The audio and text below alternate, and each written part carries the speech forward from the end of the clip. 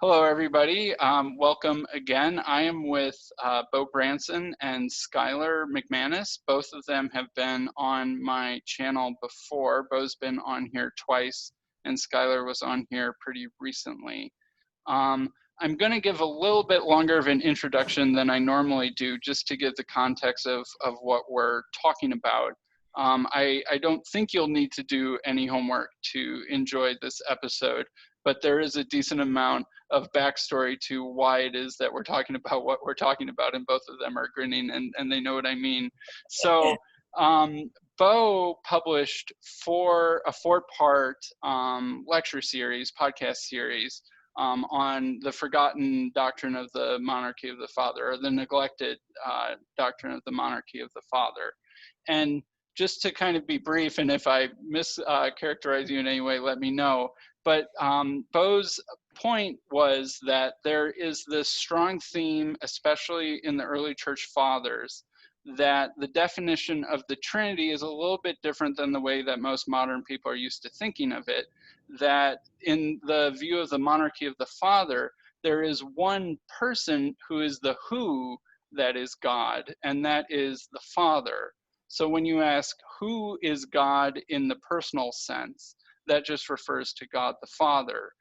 But in the sense of who is the Son and who is the Spirit, they are fully communicated the divine nature. The Son is begotten, the Spirit is breathed out, and they have the full nature from the Father. And so they are God in terms of what they are, but they are not God in terms of who they are, I think is probably the simplest way to put it in modern terms. And that some modern Trinitarians have sort of forgotten or neglected this tradition in the church fathers, where they will emphasize to the point of forgetting that they will emphasize that all three of them are the who that God is. And there are multiple different ways of working that out. But Beau's basic point is that the earliest version, and the version that you see most clearly articulated in, say, the Cappadocian Fathers, is that strong monarchy view. And you sort of gave this presentation sort of with two audiences. You had sort of like, hey, other Trinitarians who might not know their history, you know, this is there and this is something that you should be aware of. But hey, also Dale Tuggy, here are some reasons why this causes some problems for Dale Tuggy. So Dale Tuggy is the famous, if famous is the right word, I don't mean any denigration by that. I just mean I'm not sure if any theologians can count as famous, philosopher who is a Unitarian himself. And he has made definitions that kind of classify forms of Trinitarianism and also classify Unitarianism from Trinitarianism. And he's the author of the Stanford Encyclopedia entry on the Trinity. And so he's not just some random voice, he's a relatively authoritative voice that has some influence in terms of this discussion. And Dale Tuggy's basic definitions are that a Unitarian Christian is someone who thinks that God is simply the Father alone and isn't numerically identical with anyone else, and is the person that Jesus calls Father. And that is what makes a Unitarian a Unitarian. A Trinitarian is someone who says that God in some way or another consists of all three persons together. And for most people, it's like, well, yeah, okay, that seems about as straightforward as you can get. But the definition that Dale uses for God is that God is in some sense the ultimate personal being. And while there's some problems with maybe classical theism when some people don't think that God's a person, there is also the problem that it seemingly will classify monarchical Trinitarianism as Unitarianism, because monarchical Trinitarianism will say that the one person who is God the Father, but then they also say that there's the Holy Trinity that consists of these three persons together. I might just put it briefly this way. So he has an argument against the Trinity that sort of in the New Testament, it's clear that God is the Father in the New Testament. And he says, by definition, any doctrine of the Trinity says that God is the whole Trinity. And so it's just sort of automatically, you have to make a choice between the New Testament or the doctrine of the Trinity.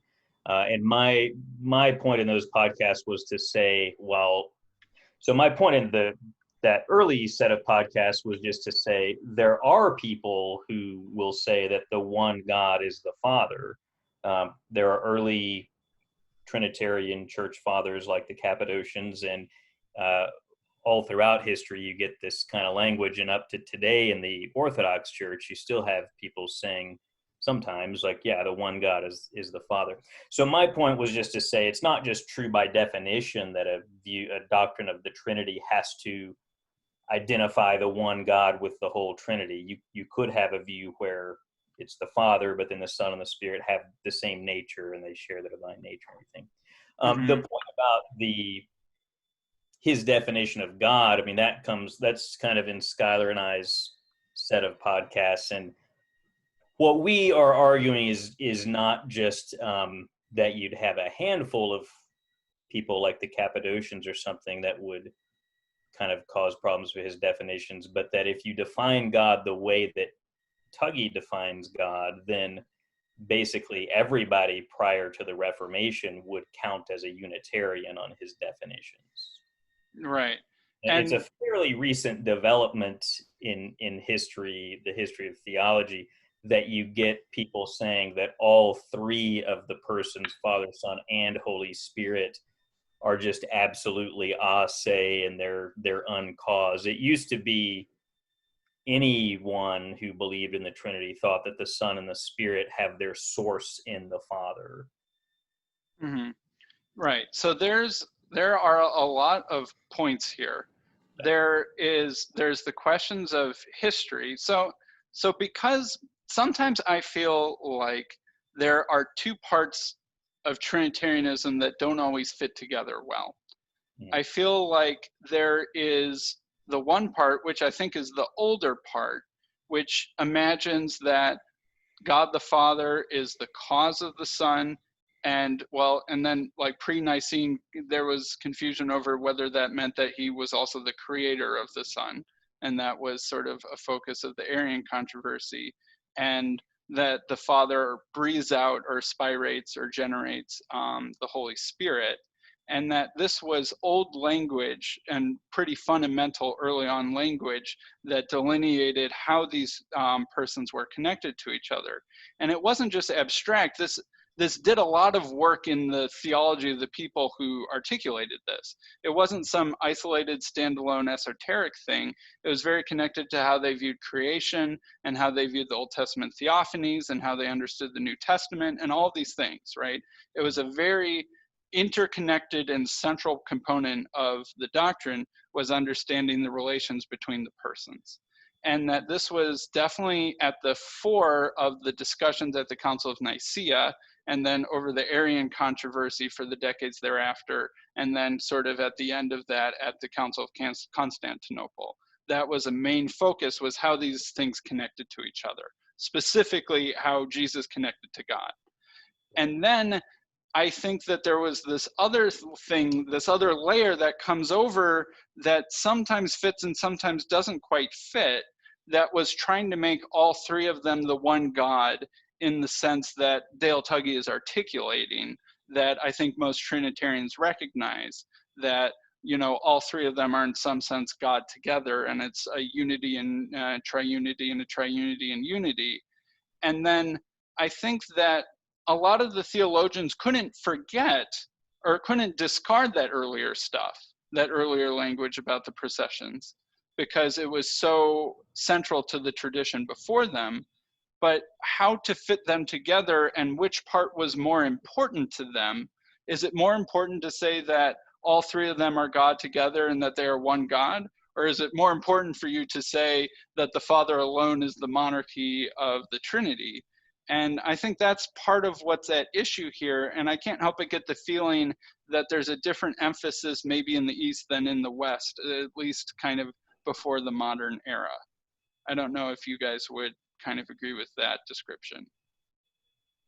I guess I've got kind of my own take on the history. I don't know. I don't want to monopolize the conversation, but Skylar, did you want to say anything, or before I launch into one long-winded tirades? I guess, I mean, Sam is drawing on the fact that there do come to the forefront in the history these two ways of speaking. And I think that it is important to parse and begin to try to understand these ways of speaking about God as the Father, or the Trinity as God, or as the one God. And I haven't gone through so much of the history myself, but we have some friends that are going through and, looking at, you see both ways of speaking in all sorts of important figures in the history and important saints. And it's definitely there, those two ways, and fitting them together is an important project that I think should be looked at and considered. Yeah. Mm-hmm. I guess I'll just give you my kind of spin on things. So so a lot of people want to talk about a difference between East and West, and I talk that way sometimes too. But I guess what I would say, the way I tend to see it, is I think that Augustine starts kind of talking a little bit differently about the Trinity, mostly. I think because the kind of Arianism, you have to keep in mind, we use the blanket term Arianism for a lot of different groups that really kind of believe, some different things. So the kind of like Arianism that was going on in Constantinople, like Eunomianism, was different from what was going on among the Western barbarians, right? That were kind of the people that Augustine came more into contact with. So the Homoians are out in the West, the Eunomians are up in Constantinople. So they just kind of offered different sorts of arguments. And I think that it was convenient for Augustine to answer some of those arguments by insisting that the one God in the Bible was the Trinity rather than the Father. And so he starts kind of talking that way. And it's, I think there's a way you can make sense out of that. And I think it starts happening in the East too. But the thing that I've noticed is that it seems like what really happens is these two ways of speaking kind of go on in parallel. So there's kind of, there's a sense of the term God such that the one God is the Father. And then there's a sense of the term God such that God is the Trinity. And people kind of talk either way, and it doesn't really matter. It just depends on what context they're in and which kind of sense of the term they're using. But as far as the stuff that we're talking about with Dale goes, the idea, so again, Dale wants to just kind of define the word God to mean what he calls an ultimate, which he says he describes what he means by it in this paper on counting gods in Theologica. And it basically means, to be ultimate in his sense means that there is nothing that causes or in any way explains your existence, right? There's nothing further back or more basic or fundamental or ultimate, right, than this thing. And he says that it has to be the source of everything else that exists. So if you have this one being that's the most fundamental, basic, it's uncaused, it just kind of exists, and then it causes everything else to exist, that's the ultimate. So the problem with that is, I would say, the issue, it's not like an East-West, like Cappadocians versus Augustine, or early church fathers versus later medieval scholastics or something. There you would have essentially unanimity among Trinitarians up into and beyond the start of the Protestant Reformation, right? So even when Augustine is saying that the one God is the Trinity, when he goes in to explain his view, he says, okay, the Father is the source. and then he says, it's the word principe, right, in Latin, I think, yeah. Or principium, right, which is like in the beginning, right, in Genesis, like when that's translated into Latin, in the principium. arche. So Mhm. in Greek, in arche, in ologos, and in Latin, it's in principium.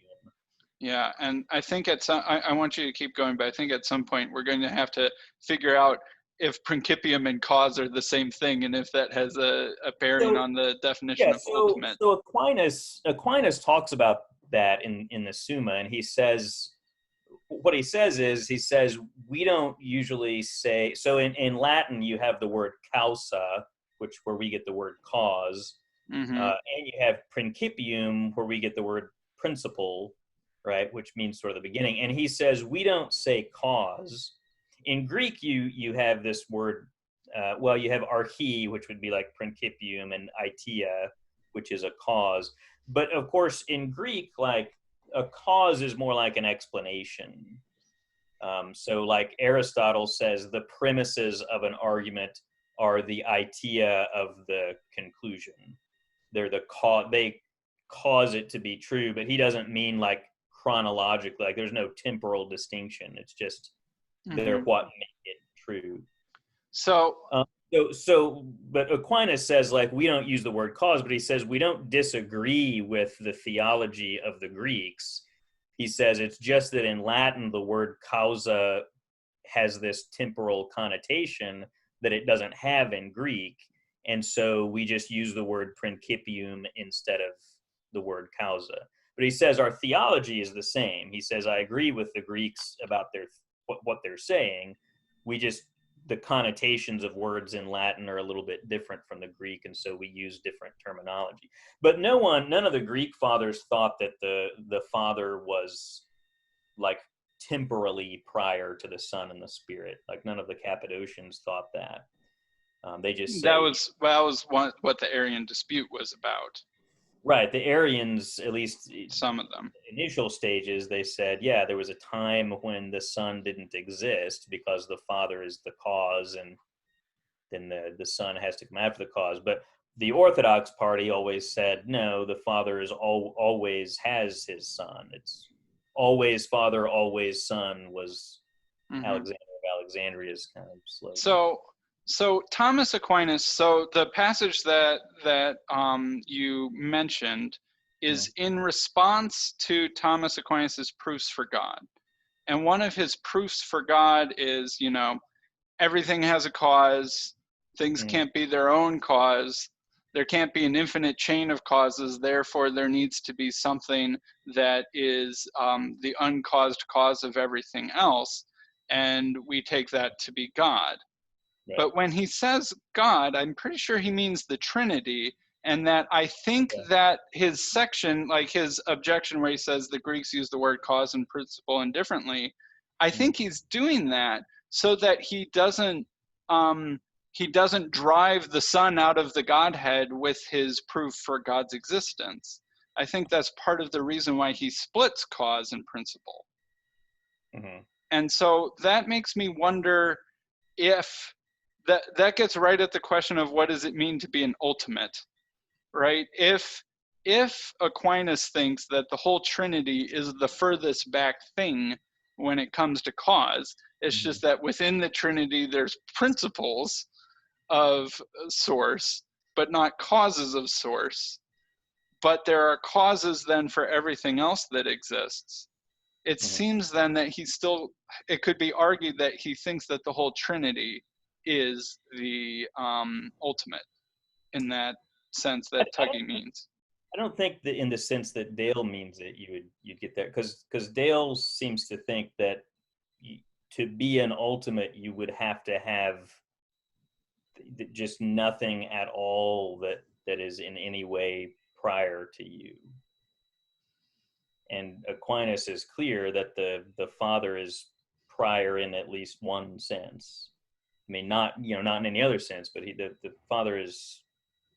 I'm not sure. I don't know how. I don't really know Aquinas well enough to me it can't help but seem like it's just a verbal save. Like I don't know exactly what the difference between cause and principle would be. I know that he would mean cause to be different than creating, because I'm pretty sure he has the idea of aseity and stuff as different than temporal creation. But if he's saying that the whole Trinity is God, that we can prove because it's the final, or not the final cause, that's actually a different proof, that it's the first cause, that I don't know what principle means then anymore. I mean, I don't know how Aquinas relates his theory about the Trinity to his cosmological argument, but I mean, maybe it turns out that Aquinas is inconsistent or something. But the point is, he clearly wants to say that the Father is the principium. I mean, that's in Augustine. That's just official Catholic teaching. So. And that's part of what I mean about these things don't always fit together well. Because like when he wants to try and prove God, it doesn't seem like he just wants to prove the Father. It seems to me like he wants to prove all of them, but then it runs into a head. And that's like, this is part of what part of my critique maybe, that I'm not sure if I'm right about or wrong about, in terms of your critique of Dale's definitions, is it seems like sometimes, at least most of the Trinitarians that I interact with, care more about all three of them being God than they care about the processions and the relations. And Sure. In essence, if something were to give, basically it would be the processions and the relations. And it seems to me that's like what Aquinas does, where he makes it purely verbal, because when you actually see his theology at work, and in terms of caring about proving God's existence, which I'm pretty sure Aquinas cared very much about, it seems like it doesn't fit neatly in with his Trinity. I mean, maybe, but I mean, I'm not particularly interested in defending Sure. Yeah. But all I can say is, as far as what people explicitly state about their views on the Trinity, no one before Calvin would. I mean, no one ever said prior to, and even Calvin doesn't say this, but prior to that point, no one thought that the Father and the Son were just kind of totally on the same level. There's absolutely no sense in which the Father is prior to the Son or something like that. I mean, no one was an egalitarian prior to that. And even Calvin isn't really. So what really happens is everybody believes in the monarchy of the Father up until the Protestant Reformation. Martin Luther believes in it. And Calvin is the first person who actually says that the Son is ase and auto theos. People have said, there's a sense in which they've said that he's ase prior to that, but he was the first person to say that Christ is auto theos, which used to be kind of the word that people would reserve to talk about the Father and point out that he has a kind of priority. So starting with Origen all the way up to Calvin, like you only refer to the Father as auto theos, and then the Son and the Spirit are theos ek theou, that God from God, but only the Father is just self-God, right? He's like an automobile. He's self-godding. He just has the divine nature in himself. But Calvin, because he was worried about responding to, I think, Michael Servetus and Socinians. Michael Servetus and Arminians and different people. So he just sort of wanted to up the ante and say that the Son is auto theos too. But when you look at his theology, like how he explains it, he says the Son is auto theos because the Father grants him to be auto theos. The Father makes him be ase. Can you do that? Well, so I'm not asking you to defend Calvin, right? I can defend Calvin that, because here's the thing: is what he means is, so you have to think about the way people, prior to modern times conceptualize the Trinity. So they think of a nature. There are people like Gregory of Nyssa who think about natures as universals, but for the most part, people start thinking about natures as what we would today call an abstract particular. So it's not a universal, it's a particular thing, right? So like your humanity would be numerically distinct from my humanity. It's not just kind of the abstract quality, but it's like your particular quality of humanness came into existence when you did, right? And my particular bit of humanness is over here. It's confined to a particular location in space. It came into existence when I did. When I cease to exist, my properties will cease to exist, right? That's the way they're thinking about it. So in that sense, you can, this is how a lot of the Christological stuff works, too, like with predicating things of natures instead of persons, but you're not predicating of the universals and so forth. But anyway, point being, the divine nature, right? The Father always has his nature, so the divine nature never came into being, and it was never caused to come into being. Now, suppose that, now, of course, you and I can't share a particular nature because we're separated by spatial distances, and so we can't. We're not numerically identical. Not numerically identical, right? But one idea, right, one way of kind of making sense out of the Trinity and the divine nature and all that is to say, okay, we have these particular natures, but with the Trinity, the persons of the Trinity aren't physical things that are confined to a certain space, right? They're omnipresent. They're all omnipresent, so they're all kind of overlapping, and they have just one particular nature. They have one nature in between all of them, which is a metaphysically weird, anomalous sort of situation. But the point is, that divine nature, then we can talk about whether it is a se or caused, right? So you could say, so like in this way of thinking, you could say Adam has a human nature that is not born. It was created by God, right? But then Seth has a human nature that was born, right? Because he's got his own particular one. So if the Father just gives his particular nature to the Son, right, then you can say that the Son is a se in the sense that he has an a se nature.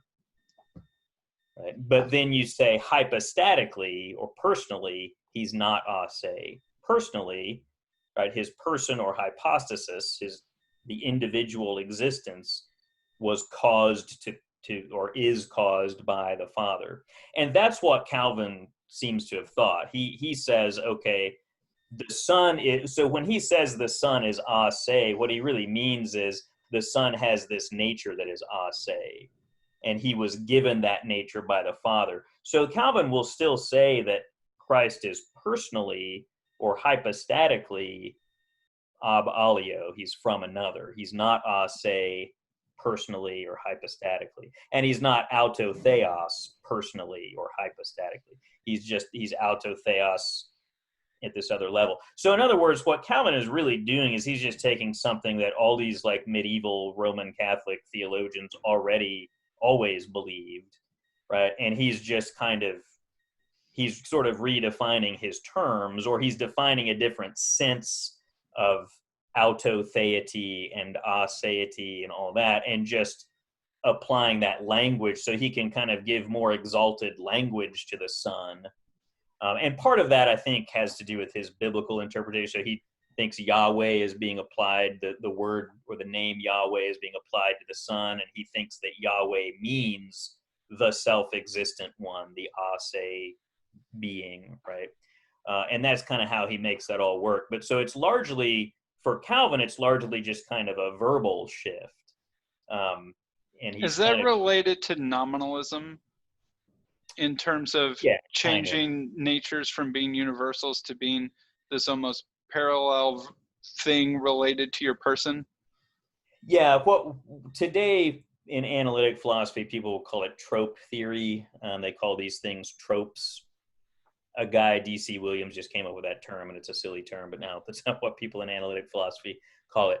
But yeah, it kind of occupies a weird middle position in a way between nominalism in the sense that universals are just words, right? Because they're not, properties aren't just words, they're properties, they're features of a thing. But realism about universals says, well, there are these things that are wholly present in different instances. So realists about universals would say, you have humanity, I have humanity, and that's just numerically the same thing. So there's just one thing that you and I both instantiate. Mm-hmm. Trope theorists would say, no, there's your humanity and there's my humanity. They're not numerically identical. They're particulars. So they can say, like nominalists, the only thing that exists are particulars, but they're abstract. And they would just say, your humanity and my humanity are exactly similar. They're qualitatively the same, but they're numerically distinct. Okay. Yeah. Interesting. I suppose that makes some amount of sense. Skylar, I feel like I haven't given you a chance to talk for a while. Do you have any thoughts or bubbling around in your head that in reaction to what we've been saying? Well, sort of. So one thing I wanted to talk about and sort of bring up as well, when I was saying that, along with what Beau is saying, that in parallel you've got these distinct ways of speaking. Even in Augustine, and also you find it in Aquinas, when they actually turn to discussing the divine processions, they refer to the Father as God. So in 83 different questions, this is a book in the Fathers of the Church series by Catholic University Press. In questions 16 and 50, which I have in one of my blog posts, just discussing how it is that there is the Son, or the wisdom is another way that he speaks. Augustine is talking about how God is the cause of all things that exist, but he has to have his own wisdom, so he's also the cause of his own wisdom. And he goes on to say things like, it's God's very nature to be the eternal Father. So even in Augustine, we have this sort of parallel language. And I would also point to something similar in a very similar context in Aquinas as well. When you read the Compendium of Theology, when he turns to giving the sort of psychological analogy of the Trinity, or a way of showing that it makes sense, who does he start with? He starts with God, and he discusses having his word with him, and then discusses the love that is also with God. So I think in all of these thinkers, even these ones that maybe, to use some of the terminology that Beau has been using, egalitarians look at those sorts of writers, you see these two ways of speaking. And then the question, especially in the context of some of the definitions and things going on in our presentation, the question becomes, are those a substantive sort of disagreement where you do end up with sort of the way that you're feeling, Sam, that it might be contradictory to speak in both of those two ways? Or is it just a verbal sort of thing going on? And I wanted to bring that up and tie that into what we're doing in the presentation. There's distinctions between substantive disagreements and verbal disagreements, and how that relates to the definitions, and how it relates to the historical tradition, where you have all of these individuals speaking in both of those ways. But when you plug Dale Tuggy's definition of what a God is into his definition of what a Unitarian is, you have, the first part of that being there is only one ultimate or ase deity. And what you end up with, because of the divine processions that is unilaterally affirmed, is you end up with Augustine and Aquinas and all of these individuals, by those concepts and the definitions that Dale Tuggy uses. All of them end up being Unitarians, despite some of the things he's even written in the SEP, the Stanford Encyclopedia of Philosophy article. So yeah, and go ahead, Beau. The point is, it seems really counterintuitive to say Augustine and Aquinas and Calvin, who had Michael Servetus burned at the stake for not being a Trinitarian, they all turn out to be Unitarians. Mm-hmm. definitions. And that's where it's, to me, like if we take the Athanasian Creed as sort of an example of like early Western Trinitarianism, right? I think we would all agree that the Athanasian Creed was not written by Athanasius and was, representative of something around 500 AD or so.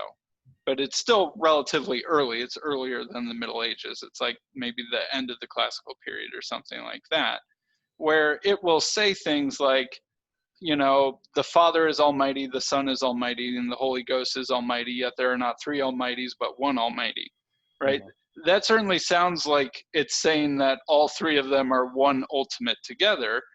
But then in the same creed, it will go on to do the processions thing. Where is that? I think it says the Father is a nullo, and that means from nothing, from no one, mm-hmm. and the Spirit are both a patre. The Spirit, I guess, is a patre et filio, right? So because it's got the filioque in there. But anyway, point being, they're all, the Father's from no one, but the Son and the Spirit are from the Father. And so it seems like depending on which of those passages you emphasize, it gives you a different answer for which is God is the ultimate, the Father is the ultimate, all of it, the whole Trinity. I don't think it gives you different answers. Because there's nothing in the unified stuff, there's no language about them being three first principles or one first principle or whatever. It doesn't say like the Father is an ultimate and the Son is an ultimate, but there's only one ultimate. Well, it's an interesting question. If we asked whoever wrote the Athanasian Creed, if we explained them what we meant by the English word ultimate, would they attribute that to the Father, or would they say, oh, well, the Father's ultimate, the Son's ultimate, the Spirit's ultimate, and there's not three ultimates but one ultimate? I could almost imagine that, being in there too. And you can make this point though, right? So it's explicit that the Father is from no one, which is a necessary condition on being an ultimate, right? And it's explicit that the Son and the Spirit are not from no one. So it's explicitly denying that the Son and the Spirit are ultimate. We can sort of imagine, like, would there be a way we could have gotten the author to contradict himself on that point? But there's no actual evidence that the author of the Athanasian Creed thought that they were all three co-ultimates. The only actual evidence that we have is that he denied it. Mm-hmm. So what definition of God? So this is related to ways that Dale Tuggy might be able to save himself. What definition of God would classify, say, the Athanasian Creed as Trinitarian if we don't? Because I think part of the thing that Dale's trying to do is he's using words that are modern English philosophical parlance, but aren't the words that are from the historical tradition, to try and be a little bit, I don't know, impartial maybe, and not partisan, because the words, have partisan or sectarian connotations. So he's picking non-sectarian words, but then it's like your question is, well, if by ultimate you mean cause or principle, well, then it doesn't work. But if by ultimate you mean an almighty being, then it still does work. Well, I don't think it makes a lot of sense for us to kind of try to redefine the word ultimate, because that's really Dale's, he came up with that term and he's defined it. So it's not as though that's like a pre-existing concept and we're arguing about what it means, and that's just kind of his term of art. I think the questions that we have to ask are, what do we mean by the word God, and what do we mean by the words Unitarian and Trinitarian? Mm-hmm. So, I don't know. My take on this is like, look, I tried to change your mind about the definitions of Unitarian and Trinitarian, and I tried to say, my ultimate argument, basically, in those first podcasts was, you get a lot of really weird results on Dale's definitions of Unitarian and Trinitarian, I think. I think it's weird to think that there's no logical contradiction between Unitarianism and Trinitarianism, that it's just kind of, most people aren't both, but you could consistently be both. I think that's a strange idea. Dale he talked about that, but he didn't ever really deny it. But anyway, he's stuck to his guns. I mean, he thinks these definitions are fine. My view was, if you define the difference in terms of the number of divine persons, you're going to get the right results, at least potentially. I mean, there's details to work out there, but you'd get a cleaner sort of division. If you did that, then of course you could say the Athanasian Creed is Trinitarian because it's got 3 divine persons, right? The Father is God, the Son is God, the Holy Spirit is God, yet they're not 3 gods, but 1 God. So you've got clearly 3 divine persons, but they're supposed to be 1 God. I mean, same in Augustine, Aquinas. I mean, that's how I would have done it, would be to use my definitions. But he wants to stick to his guns on that. I don't know. I mean, I don't know what the only other, I guess, option he has left is to change his definition of God. And this is one of the things Tyler and I talk about, or Skylar and I talk about this at the end of on the 4th video, the last video we did, like kind of what are options for him to respond. I think he ought to change his definition of God anyway, regardless of the results it gets him in classifying views as Unitarian or Trinitarian, because he wants to say that Trinitarianism is sort of inevitably tritheistic. I guess, anyway, he wants to say certain forms of Trinitarianism are tritheistic. And he can't get that result if he defines the word God as ultimate. Because as soon as you say that the word God just means ultimate, you get the result, again, that literally everyone up until Calvin is a monotheist. Like, all of those Trinitarians are just automatically monotheists because they believe in the doctrine of eternal processions or the monarchy of the Father. And it is interesting that the word Unitarian, to my knowledge, comes into existence in reaction out of the Calvinist tradition. Yeah. And that, like, and I'll just, if you don't mind, I'll just mention there's a good article if you're interested in this. There's a journal called Themelios, Themelios, volume 43, issue 1.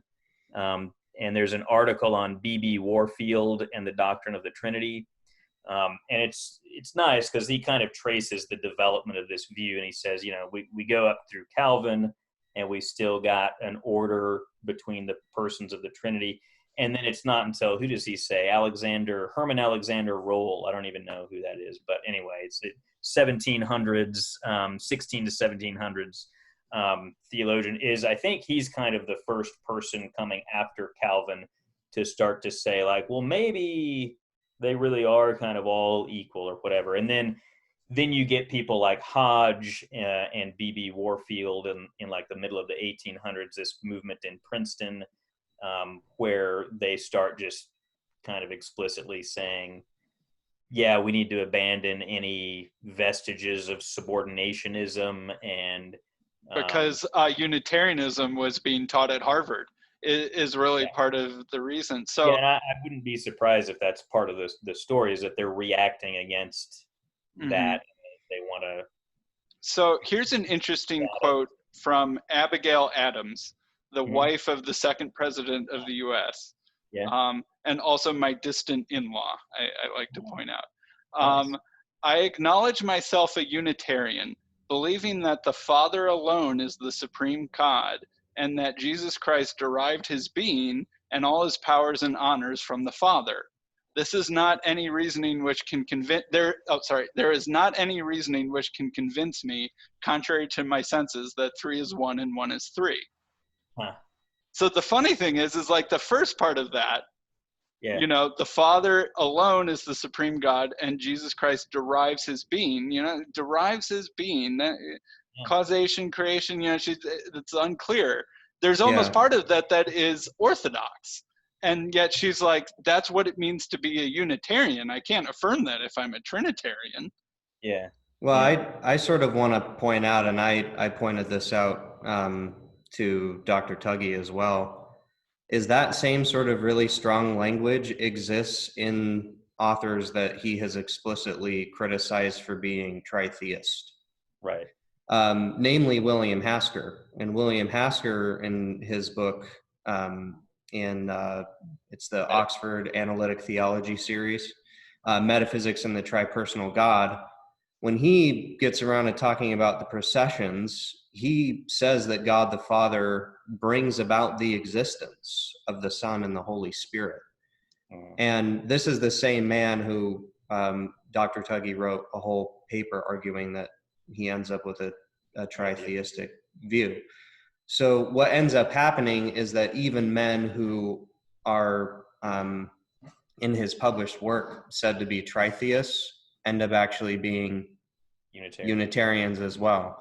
So I sort of agree that maybe he's got to do something with the definition of God there. There's other options that we discuss. He can also revise the definition of Unitarian and Trinitarian as well. Mm-hmm. But there's going to be costs, one way or the other. Yeah. All right. I've been pushing on you guys, but I actually think I mostly agree with you.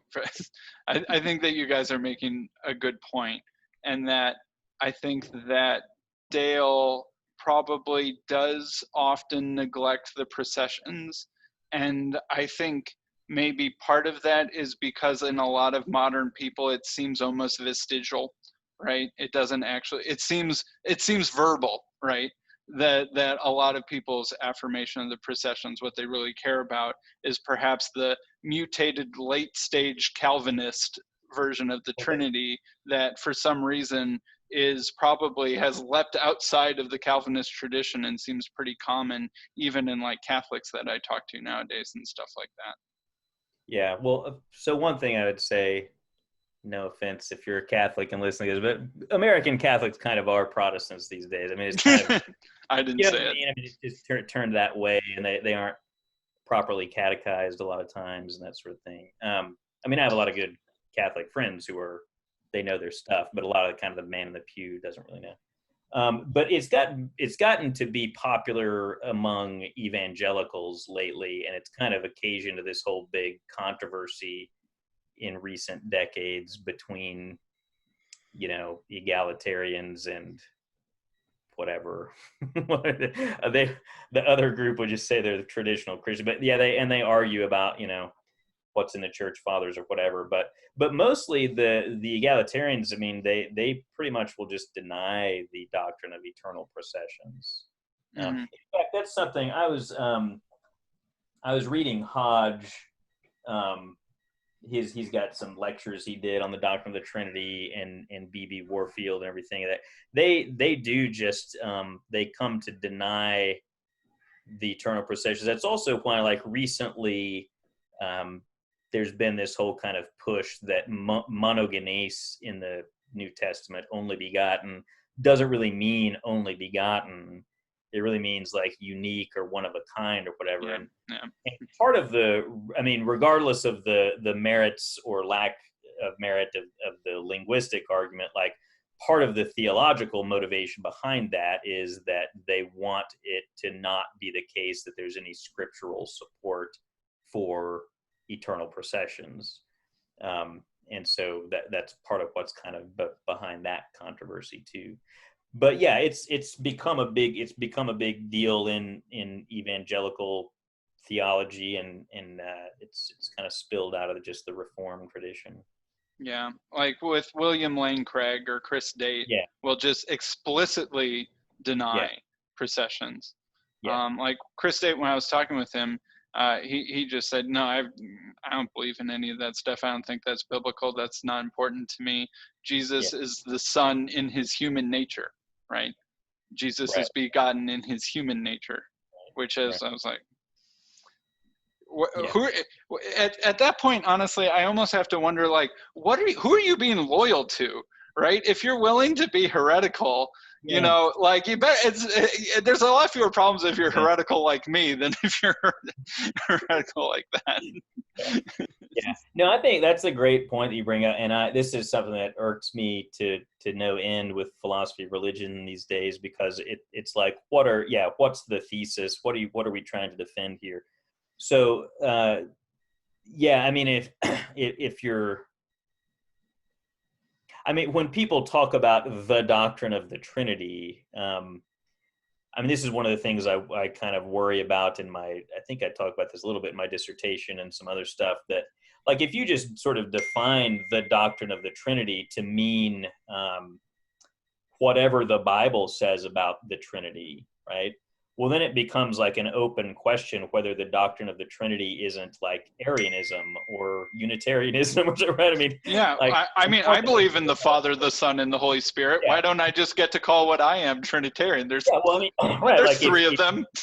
If your reading of the Bible is correct, and I just define doctrine of the Trinity to mean whatever the Bible says, then your view about the Trinity is the doctrine of the Trinity, right? Even though I've thought about trying that, honestly. I've thought about it. Well, I believe in the Trinity. I just believe that there's just one God. And I believe what the Bible says about the Trinity. Now, let me show you. Here's what I think the Bible says. So it just becomes like this kind of trivial, like it's just...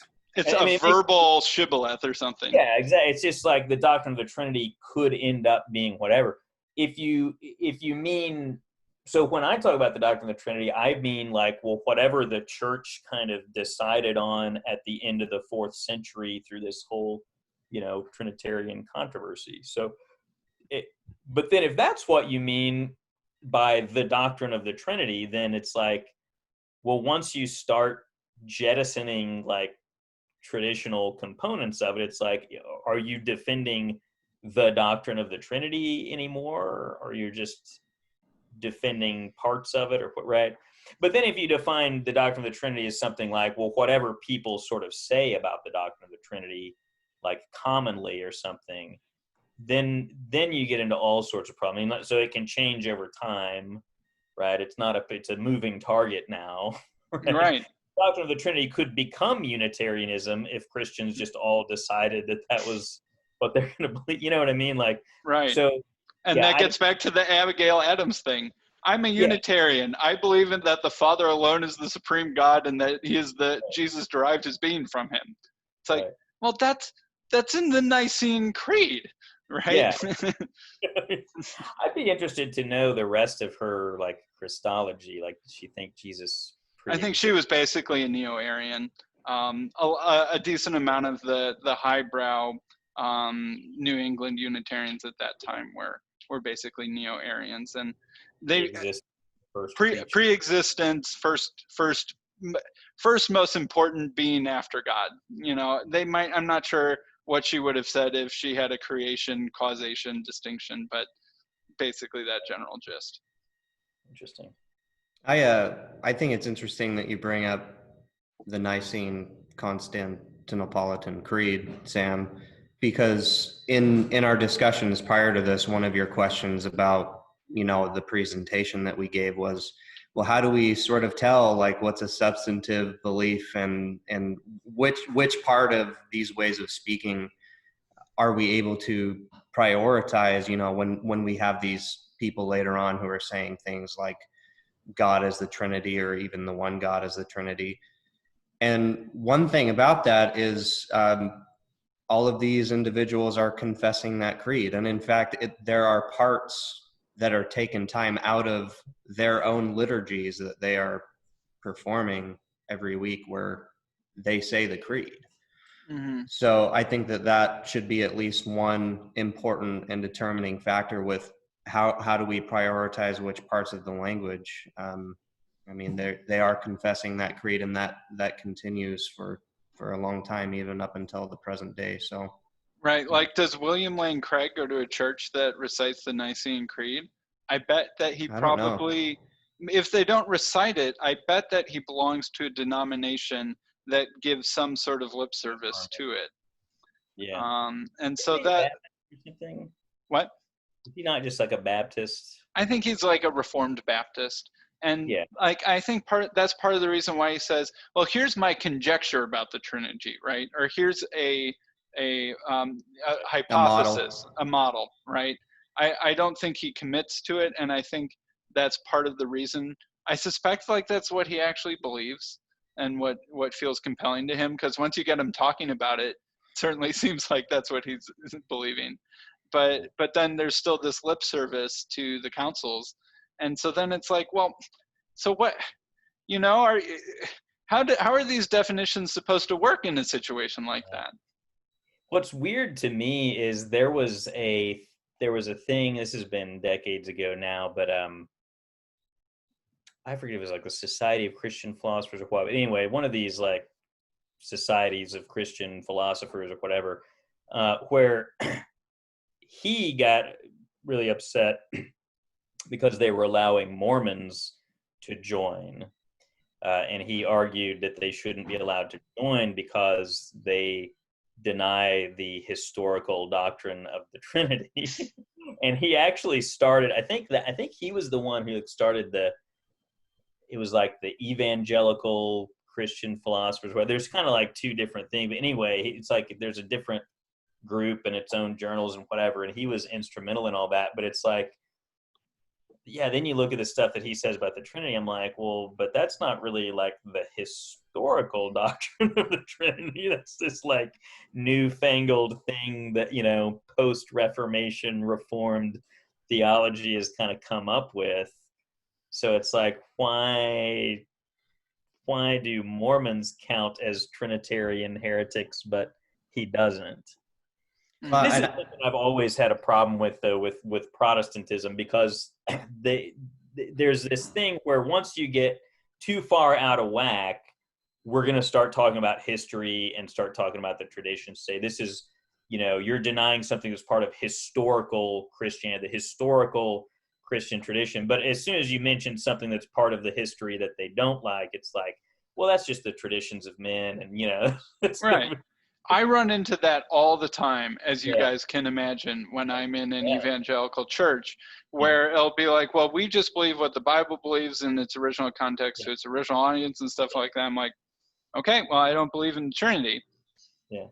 And then it's like, oh, well, it developed over time, and like, they were nascent Trinitarians, and like, you have to respect the authority of the truth. It's like, well, okay, so where's your bishop? Yeah. I was gonna say too, I don't know if maybe they're just all invited papers or whatever, but in Philosophia Christi there's essays by atheists too. Are they members of the society, or? Well, I imagine you don't have to be part of it to contribute a paper. But at least they might come and give the paper there. I don't know. Yeah, I think they probably can't be part of the group or something. No, the elite, I don't know. Well, like a member of the society, you can't put on your CV that you're a member of the whatever. But yeah, I don't know. I think that's weird. But right. So like here, I'm going to quote my church's theological statement. I don't think I will expose who my church is, because I bet that they copy and pasted it from a large denomination. But we believe in one holy, all-powerful God, creator of all things, who is self-existent, eternally unchanging, sovereign, whole bunch of other things, and that he eternally exists in three persons, Father, Son, Holy Spirit. Right? Right. Yeah. And so that certainly seems to meet Dale Tuggy's definition of Trinitarianism, right? Yeah, that seems like it. Mm-hmm. And so, yeah, I think this gets, honestly, it gets to the question of how are we supposed to define these with propositions, and how are we supposed to manage the change in words and the change in philosophical landscape and metaphysics over time, right? You sort of talked about the change in the definition of essence between Gregory of Nyssa and John Calvin's time. And it was a relatively dramatic difference, really. But yet they're still having to use the same words to try and talk about the same things, but it can almost come to radically different conclusions. So there's word drift, there's thought drift, there's metaphysics drift. So how are we supposed to maintain this over time? And I get the magisterium of the church arguments, but even then it seems to still have some difficulties over these things, where the Nicene Creed doesn't mean what it meant to Constantine anymore, really, to modern people in the pews. Mm-hmm.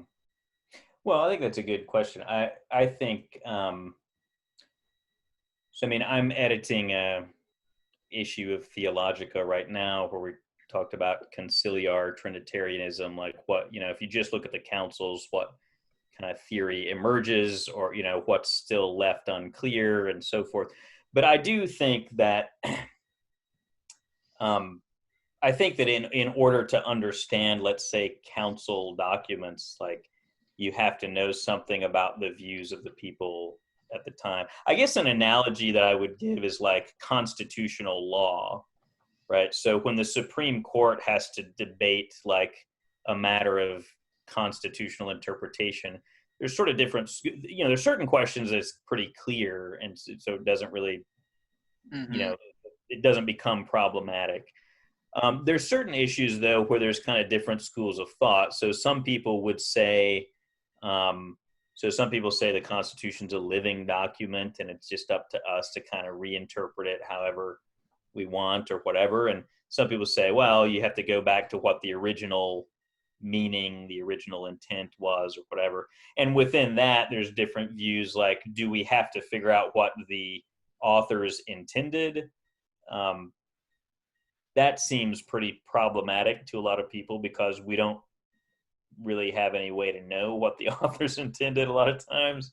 And there's no guarantee that the various authors like actually had a single view. So, I mean, this becomes a problem anytime you're interpreting a law, even if it's not right. And then there's questions like, if they're making if a Supreme Court is making decisions about the internet, what did the original writers of the Constitution mean about the internet? What did they intend about that, right? And so it's almost like, can that ever even really work in some senses? Yeah. But one view is like, you look to the original meaning. So there's a difference between original intent and original meaning. There's no guarantee, like if 435 people pass a law, there's no guarantee that they all understood it the same way. But sometimes it's clear that they would have. But there's also the idea of like, well, just what did these words generally mean at this time? So that's the original meaning. Like, the idea is there's kind of an objective meaning to words. But the point that I would raise, though, is that,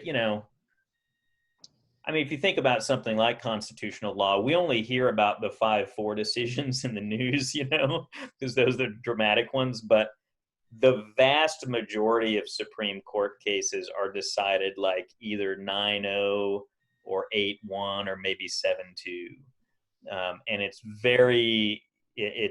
not very often that it's 6-3, and it's only a tiny percentage that are 5-4, and those are the ones that get in the news. But most of the time we're able to kind of, mostly be able to agree on what some fairly old document that was put together by a committee of lots of people like would have meant and what it does mean.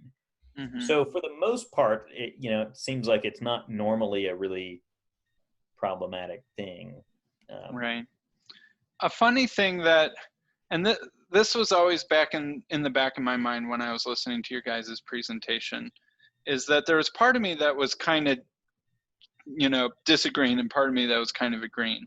And the part of me that was kind of agreeing was, I have oftentimes in the past made the argument, well, let's look at the Nicene Creed if you think it says what you think it says. It never mentions the word Trinity, and the only person that it ever actually addresses as God is the Father Almighty. So it's like, I would argue even that was a kind of Unitarianism. I've made that argument in the past. I'm like, well, there's parts of it that I maybe don't agree with, but you can see the further back in time you go, that the more it looks like me was kind of generally my point. So when I was like, well, when Dale Tuggy's classifying a bunch of if a bunch of early church fathers get called Unitarian in Dale Tuggy's definitions, I kind of liked that because that was kind of part of my point. But now, honestly, I am realizing that perhaps the Trinitarianism that I've most frequently interacted with, and that's kind of most visceral to the top of my mind, is this late stage Reformed Protestant kind. Yeah, which is very if you think about it in the history of Christianity, it's extremely recent, right? Sure. A 2,000 year history, and it's maybe 300 years old. And even then, it was always a minority view in the Reformed tradition, and it's only been kind of in the last 100 years or whatever that it's become bigger and kind of spilled out into just, random evangelical churches or whatever. Mm-hmm. And then the other part of me was like, well, I actually see your guys' point. Because honestly, if a bunch of the Trinitarians, if you guys could do your job and evangelize back your neglected doctrine to more Trinitarians, I feel like the arguments and the discussion quality would improve greatly. Because I understand what you guys mean.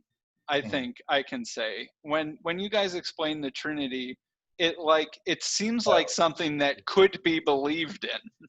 Yeah. And that the version of the Trinity that I always was confronted with didn't even seem like I knew what it was that I would be believing in if I tried, I guess, was part of my, had always been part of my lingering feeling. So when I heard you explain things, I'm like, well, that at least makes sense. This other Trinitarianism doesn't even make sense. Yeah. And one thing I would say about that, too, kind of piggybacking off that, is Dale and I approach, I guess, doing like the history of ideas in some different ways, too. So, like, I can believe that, like, right now, there's a lot of confusion about the Trinity, and people say a lot of stuff that doesn't really make sense, and it's, kind of a hodgepodge of verbal formulae from the past, but it hasn't really congealed into something that makes much sense. It's really hard for me to believe that sort of situation has been going on for 1,700 years and no one's noticed. You see what I'm saying? And some of the most intelligent people who've ever existed. I mean, people like Thomas Aquinas and Augustine and Photius and Maximus. I mean, some of the most highly educated people, some of the most intelligent people, just it didn't occur to them that they have no idea what they're talking about, and it's just like a massive confusion. It just seems like that's not a state of affairs that seems very likely. But if it's something where, maybe something did make sense, and then it started getting adjusted and tweaked in response to some things, and then eventually that adjusting and tweaking has gone in a certain direction, and to an extreme, and then now it's become kind of a confused mess because people are still trying to figure out a way to kind of make it coherent again. Well, that's believable to me, right? If it just kind of, that's the state of affairs with this kind of newfangled, turbo Trinitarianism, I think, where it's, everyone's got to be equal, but now we've got to figure out how we're not three gods. Okay, well, let's all be social Trinitarians. Okay, but then the one God's the Trinity and not the Father, and that's not right. And oneness Pentecostalism, right? Like Skylar's very familiar with, emerges because it's well, here we can congeal this and this. Yeah, we can make sense this makes at least more sense than what it was that we were given in the terms that we were given it. Yeah. And then William Lane Craig, to give him credit, I think he actually is inventing a solution that makes some version of sense of the jumbled package that he was given. Yeah, I think that's exactly right. I mean, this is the way ideas develop, right? They kind of change, they get tweaked in small ways over time, and those small tweaks kind of add up. And sometimes you get this incoherence, and the common man on the street, maybe it just kind of has bits and pieces and it's kind of confused, but you get some smart guy who comes along and tries to put it into a coherent package, like William Lane Craig. I think, I would point to him as like, here's a guy who's systematizing and making coherent, like a new sort of flavor of the doctrine of the Trinity that, I mean, he himself will acknowledge, like he says, the Nicene Trinitarianism is subordinationist and that's got to go. Like he's, doesn't make any pretense about it. And it's also interesting that he really likes the Kalam cosmological argument, which is very heavy on the emphasis of cause, right? It's like a jacked up version of Aquinas's argument from cause. Yeah. And so he doesn't want to have that only prove one person in the Godhead. And also, interestingly, his argument is derived from Islamic philosophers who wouldn't have had that issue, right? Because we could call them Unitarian, I suppose. Yeah, that's a good point. Yeah. By the way, I should mention I did a couple of podcast things with there's a YouTube channel called Orthodox Shahada, and I did some things with them where I talk about some of this too. And I put up, maybe I can give you the link, but I put up some notes about the doctrine of the Trinity. And the way that I lay things out, it kind of shows that there's like a traditional picture of the Trinity that's kind of coherent. And then what people have done, like William Lane Craig, is they've basically taken a premise from Eunomius, the Arian, that they've bought into, that he used to try to get people to deny that the persons of the Trinity are consubstantial or homoousios, right? Because at that time, no one would have denied the other positions. But now what these guys are doing is they're bringing in the Eunomian premise, and you can't deny that the persons are homoousios because that's set in stone, right? And you can't deny that the persons are non-identical, that's modalism. And so they're kind of forced into these kind of two other positions that they sort of waffle back and forth between. And I think that you can kind of see that happening too. If you read that Themelios article and read those notes, you can kind of see how this beefing up the Son and the Spirit's status and being egalitarian about the Trinity kind of forces you to go back and rework other things. And that's what I think they're doing right now. They're trying to find a coherent, and that's, I think, also why you've got more interest in the doctrine of the Trinity lately. I mean, it kind of, when was it Rahner or Barth or who that said, people are practically, he said monotheists. He meant like Rahner, Rahner. Yeah, it just, like the doctrine of the Trinity just doesn't matter to people. It's kind of just, there wasn't a lot of interest in it like 50 years ago. Now there's a bunch of interest in it, I think, because you're having to try to sort of figure this stuff out. Right.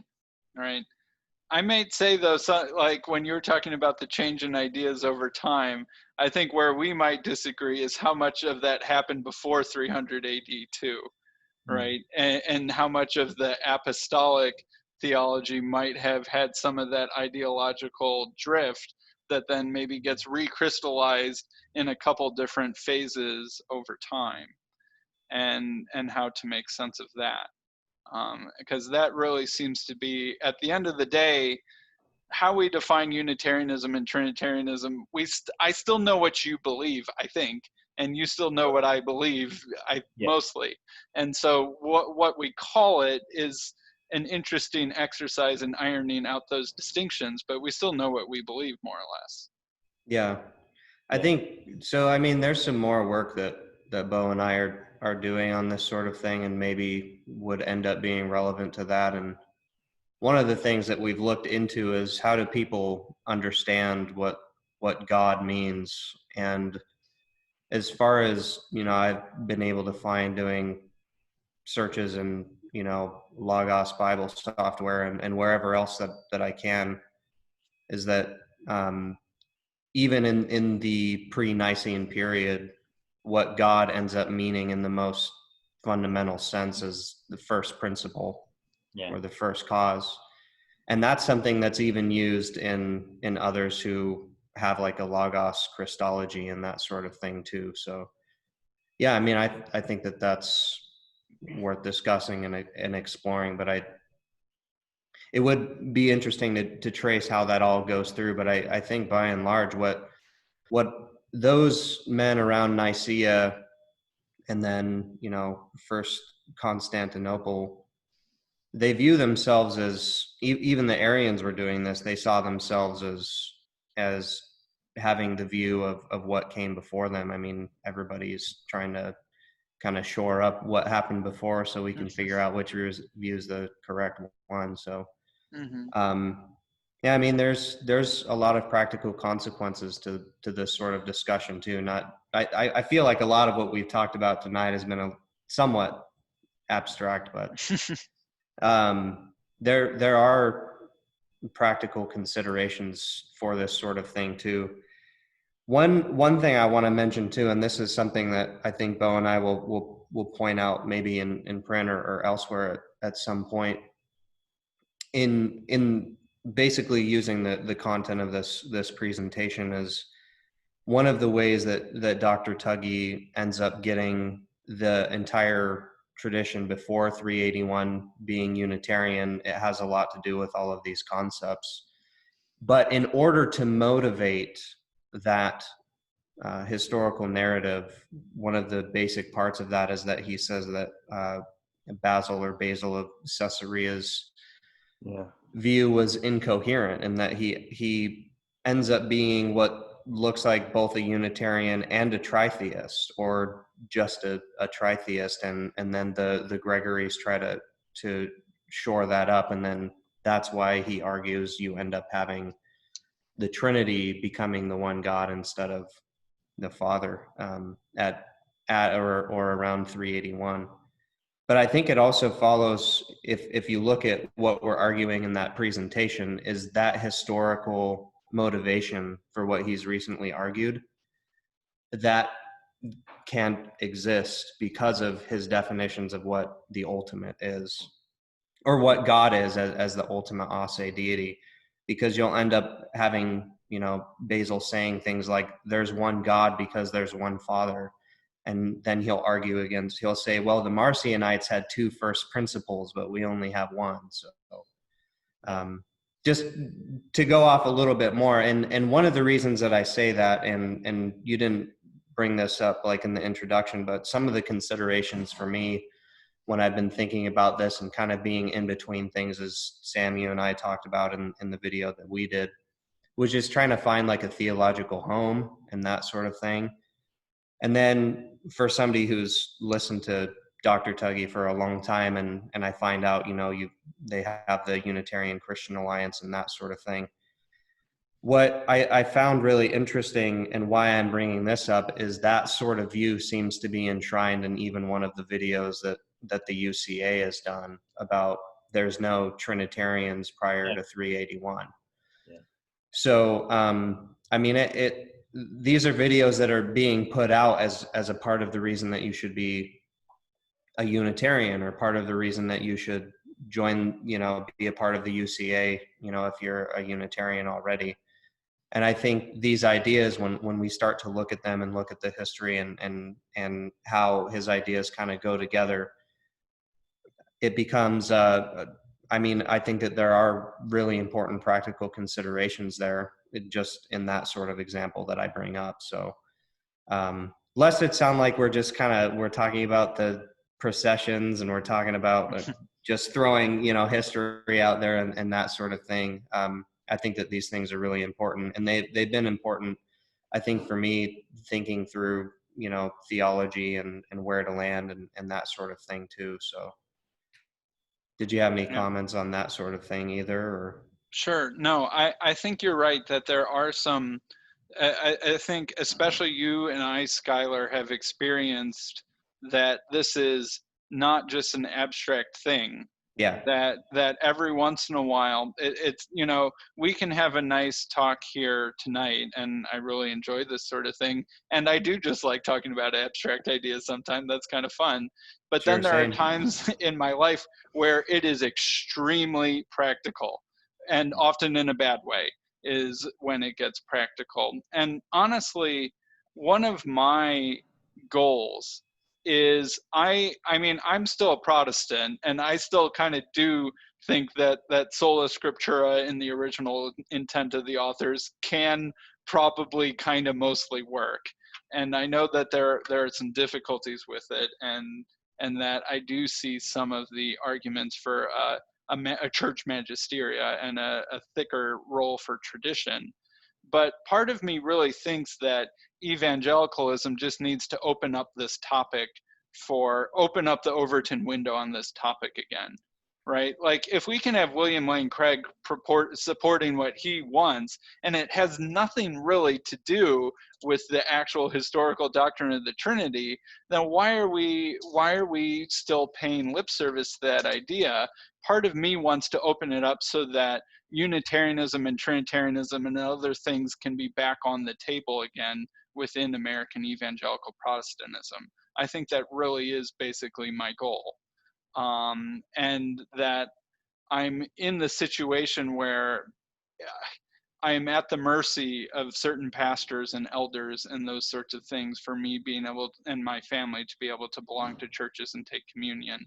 And it could come down to what I think of that church statement that I read earlier. Yeah.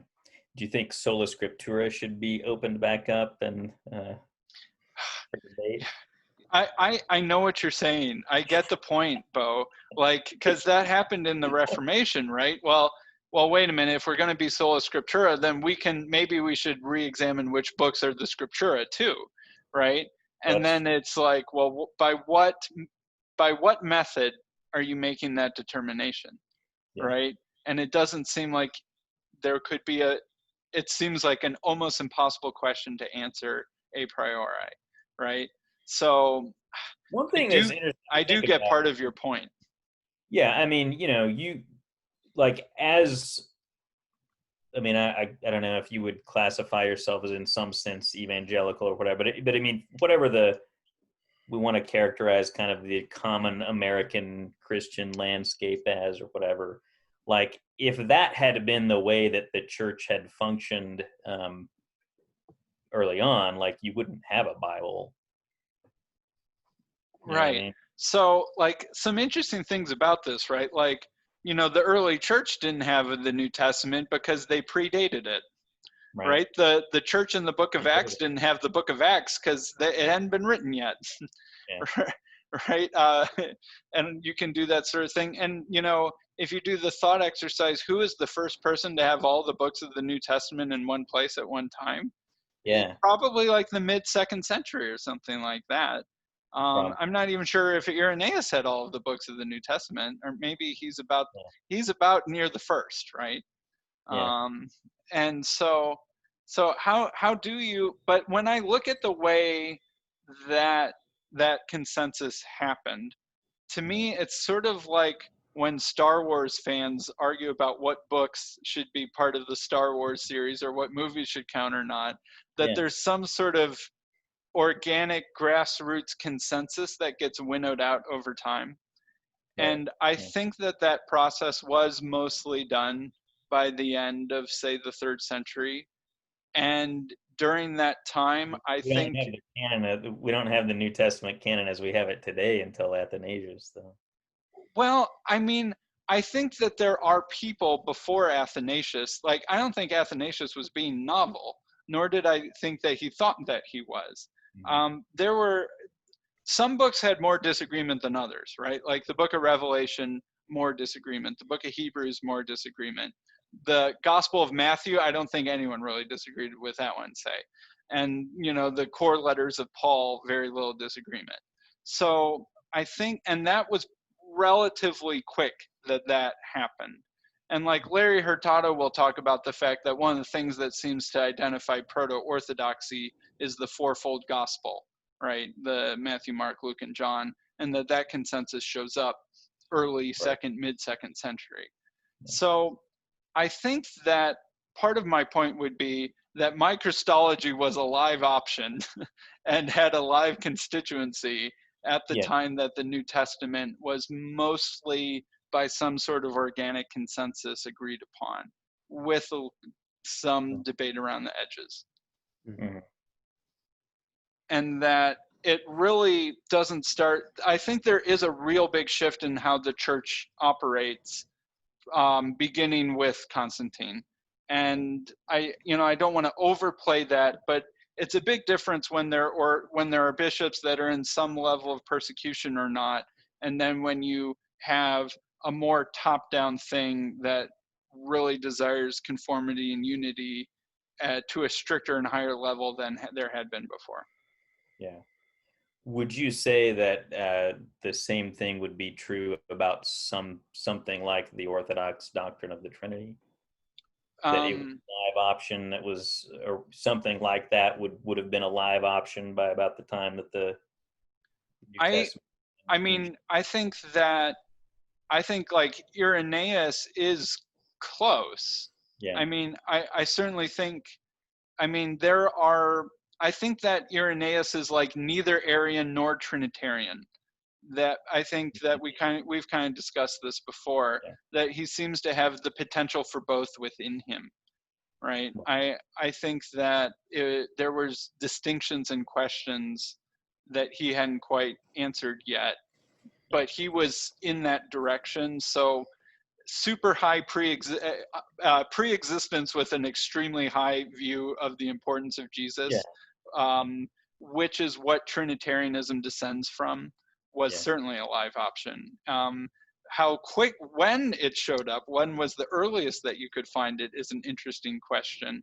And I am tempted to say that it might not predate 100 AD. But I'm not sure. The Gospel of John does sometimes make me scratch my head. Yeah, fair enough. No, I'm just wondering, because some, people have different views about this. One position that you might take is something like, whatever. Let's say the New Testament kind of crystallized by such and such, whatever. 250. Yeah. 250 AD. So one thing that you might say is, hey, my Unitarian, theology about the Trinity and my Christology and all that stuff was going on before then. It was already there, so that gives it some legitimacy or whatever. But you might say that also a different view was like an Arian and a proto-Orthodox sort of view, where like all of those things were in play. So, we kind of have to argue it out. Another view is like the Orthodox view of the Trinity was not there at all, and it only came into existence like 100 and something years later, right? And the thing is that's the line that Dale at least sounds like he's taking a lot of times, is like, oh, the Orthodox doctrine of the Trinity just wasn't even there until 381 or just before or whatever. I will say a little, like, what I think the truth in that might be is that I think that saying that all three of them were one God in a way that sounds Athanasian Creed-y starts showing up around 350 or 360. I do think that was a novel mutation. To say that in some sense or another, the three could be one God together. And that there was still the processions, but I think that happened right there in the middle of the Arian controversy. And that I do think the Emperor Theodosius was sort of enforcing that as part of the package in 381. See, that's where I disagree. So I'm willing to say, maybe the talk of the persons as sort of counting as one God doesn't become explicit till the middle of the Arian controversy or whatever. Although there is some language like that, I think, earlier on. But anyway, let's just say that that's when it sort of crystallizes or becomes a bigger deal or something. The thing that I wanted to make, the point that I wanted to make in those early presentations is it's just not clear that that actually is in any way a requirement of orthodoxy. Like the Nicene Creed just tells us that there's one God, which it still says is the Father. And then it tells us that the Son has the same nature as the Father. But that's a pretty minimal, I mean, at least as far as what people are creedally committed to, like that's pretty minimal. Yeah, I think By the way, I that, don't want to say, like, as an Orthodox, I don't want to say that we should go with kind of the bare minimum thing. But I'm just saying like what's actually there in the creed is not, it's not a ton of metaphysics or going into a lot of like heavy. I wish there was less metaphysics, but I don't know. I It's less metaphysics than the. well, like say the Apostles' Creed. I think the Apostles' Creed has less metaphysics, and I actually can agree with the Apostles' Creed, which is another thing that I'll say to churches sometimes. But like, I think the Constantinople Creed was a compromise between the moderate Arians and the more higher, willing to say God is three in one Trinitarians, and that they left the door open to the moderate Arians because there are too many of them to really stamp out, and so that's part of the reason why the creed itself of 381 isn't explicitly Trinitarian. Yeah, I guess I have a different view on that. I mean, I just think, I think eventually the moderate Arians kind of just, and the old school Nicenes just kind of realized that they didn't really disagree about much. It was mostly kind of a verbal dispute, and we can agree on the Nicene terminology, and it's fine. Right. Yeah. That's really all that I'm saying. But Yeah. I do think that there were still people who never felt that that was quite adequate, and I do think that that was part of the impetus for something like the Athanasian Creed in the West. That Maybe, yeah. that never felt comfortable, like that said everything that we needed to say to make sure someone was saved. Yeah. Maybe, yeah. But it's a complicated story, and I'm still not sure on all the details, if I'm honest. And man, I wish we had some more writings from a few couple people. I think that I wish we had less, and I wish that they were all translated into English and that people would read them. I mean, honestly, I mean, most of the stuff, I seldom come across people in these debates who have like really dug into, like, who are even aware of all the stuff that we have from all of the church fathers that's not even in English. I mean, like, think about something like Saint Basil's Contra Eunomius. We didn't have that in English until like less than a decade ago. One of the most important documents written in the 4th century during the Trinitarian controversy, and it just wasn't there. One of the things I talk about in my dissertation is like the Ethiopian New Testament explicitly discusses the doctrine of the Trinity in detail and endorses it. But we don't have any English translation on it, so we don't know what all it's talking about. But people, this is one of the reasons I want to bring up the canon of Scripture. Is a lot of times people say, "Oh, the doctrine of the Trinity is not in the Bible," but it's like, well, it depends on what you mean by Bible. Like, whose Bible are we talking about? It's not in the Protestant or the Catholic Bibles, but it's in some Bibles. So, which Bible are we talking about, and why is one Bible better than a different Bible? One thing else that I talk about, we talked about kind of the doctrine of the Bible sort of crystallizing over time, and but one of the things that I mention is that there's no single canon of Scripture that all Christians agree to. There never has been a single Bible that even that Well, if you just define the word Christian to be the people who agree with you, then you get around that problem. Well, sure, yeah, if that's a kind of narrow view. But I mean, point being, if you look at all the ancient churches, they have different canons of scripture. I mean, there's even different canons of scripture, like in the Orthodox Church. I mean, sometimes like some printings of Russian Bibles will have an extra book in there that the Greeks don't, or something. But yeah, I mean, the interesting thing, though, is that there's no disagreement among these early ancient churches about the doctrine of the Trinity. And even if you talk about like Dale has this kind of story about Theodosius just imposed it on everyone, but like, I mean, I do think Theodosius was something of a son of a gun, but sure, but he didn't have the ability to do. I mean, what about people living outside the Roman Empire? He never talks about the people that are living outside the Roman Empire. Right. So why Islam took care of that diversity, unfortunately, I think. Well, hundreds of years later, right. but the point is, I mean, you still have the Ethiopian church has never been under Roman authority, and there's still Nestorians around too. Exactly, and they were in the Persian Empire, and they had no. The interesting thing about the Nestorians is they were organized outside the Roman Empire. They had very little contact with the Roman Empire, and had basically no awareness that the Arian controversy was even happening. So really, it wasn't until Nestorius was put into exile, and he goes with his disciples into exile in the East, and then they kind of hear about the first three ecumenical councils all as a package, and they just kind of sign off on the first two without any controversy, but the third one they disagree with. So I haven't heard from this, the Theodosius is the root of all evil story. Like, how do we explain the fact that these Christians outside of the Roman Empire don't seem to have any beef with the doctrine of the Trinity as it's defined at Constantine? I mean, and it wasn't imposed on them by Theodosius because he didn't have the ability to. Right.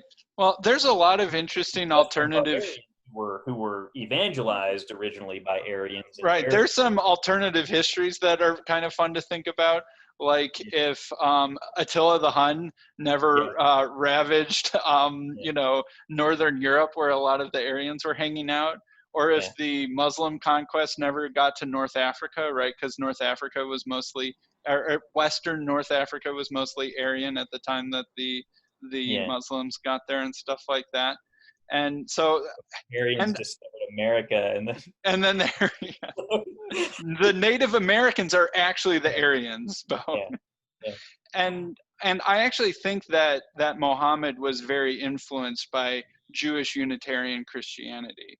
I actually think that Islam is basically a Jewish Unitarian heresy, is really the way that where I think that it came from, is that it's basically Jewish Unitarianism, Christian with another prophet on the end, and that there was Jewish Christians in Arabia up until his time, and that's where he learned most of his theology. And so I think that he points to the fact that there was Unitarianism alive and well in certain parts beyond the realm of Theodosius at his time, too. But I do think that Trinitarianism won the empire, and that the empire was extremely important and extremely influential up until our day, and that 99% of Christians today descend from things that were under the realm and power of Theodosius. Sure. Yeah.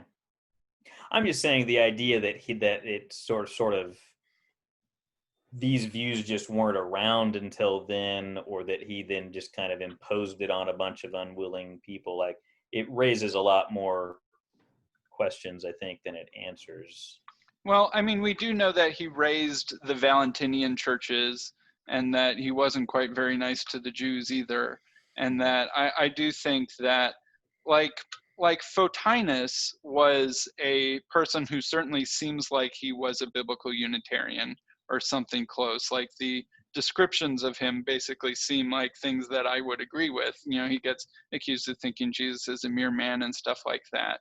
And he was bishop of, was it Seleucia, Seleucia, that place, it was the place where one of the Arian councils was in the 360s. And so he was the bishop of this important city at the hosting of a council. And then he gets deposed by the own council, the council in his city, because the Arians, I think, were trying to kick out the people even more radical than them to try and make amends to the proto-Trinitarians. And so even as late as like 360, there were bishops within the empire that seemingly believed what I believed. So, you know, I think that basically Arianism and Trinitarianism beat out my theology over the course of the 300s.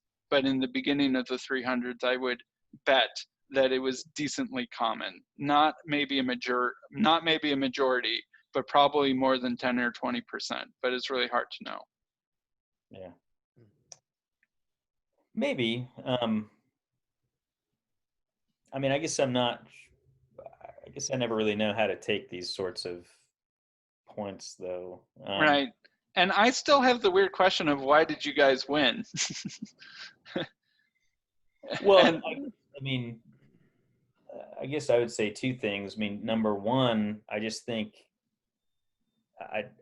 think any other views were really very traditional or even on the. I mean, here's the thing. I hear these kind of claims like that, like what you're talking about with Photinus and some other people. Like, the reality is, when we just kind of go and look at like if I didn't have any, if I had no dog in the fight, here's what I would say. Like, if I was just kind of looking at it from the point of view of a historian, I'd say as far back as we have, and I mean, there's you go back to a certain point in time and you don't have any good evidence, right? Or you can say, okay, like the New Testament documents are highly disputed, what they all mean or whatever. Let's kind of set that to the side. But as soon as we either have people we either have, you know, periods where we don't have much writing, or we have people writing stuff, but they're not saying anything one way or the other.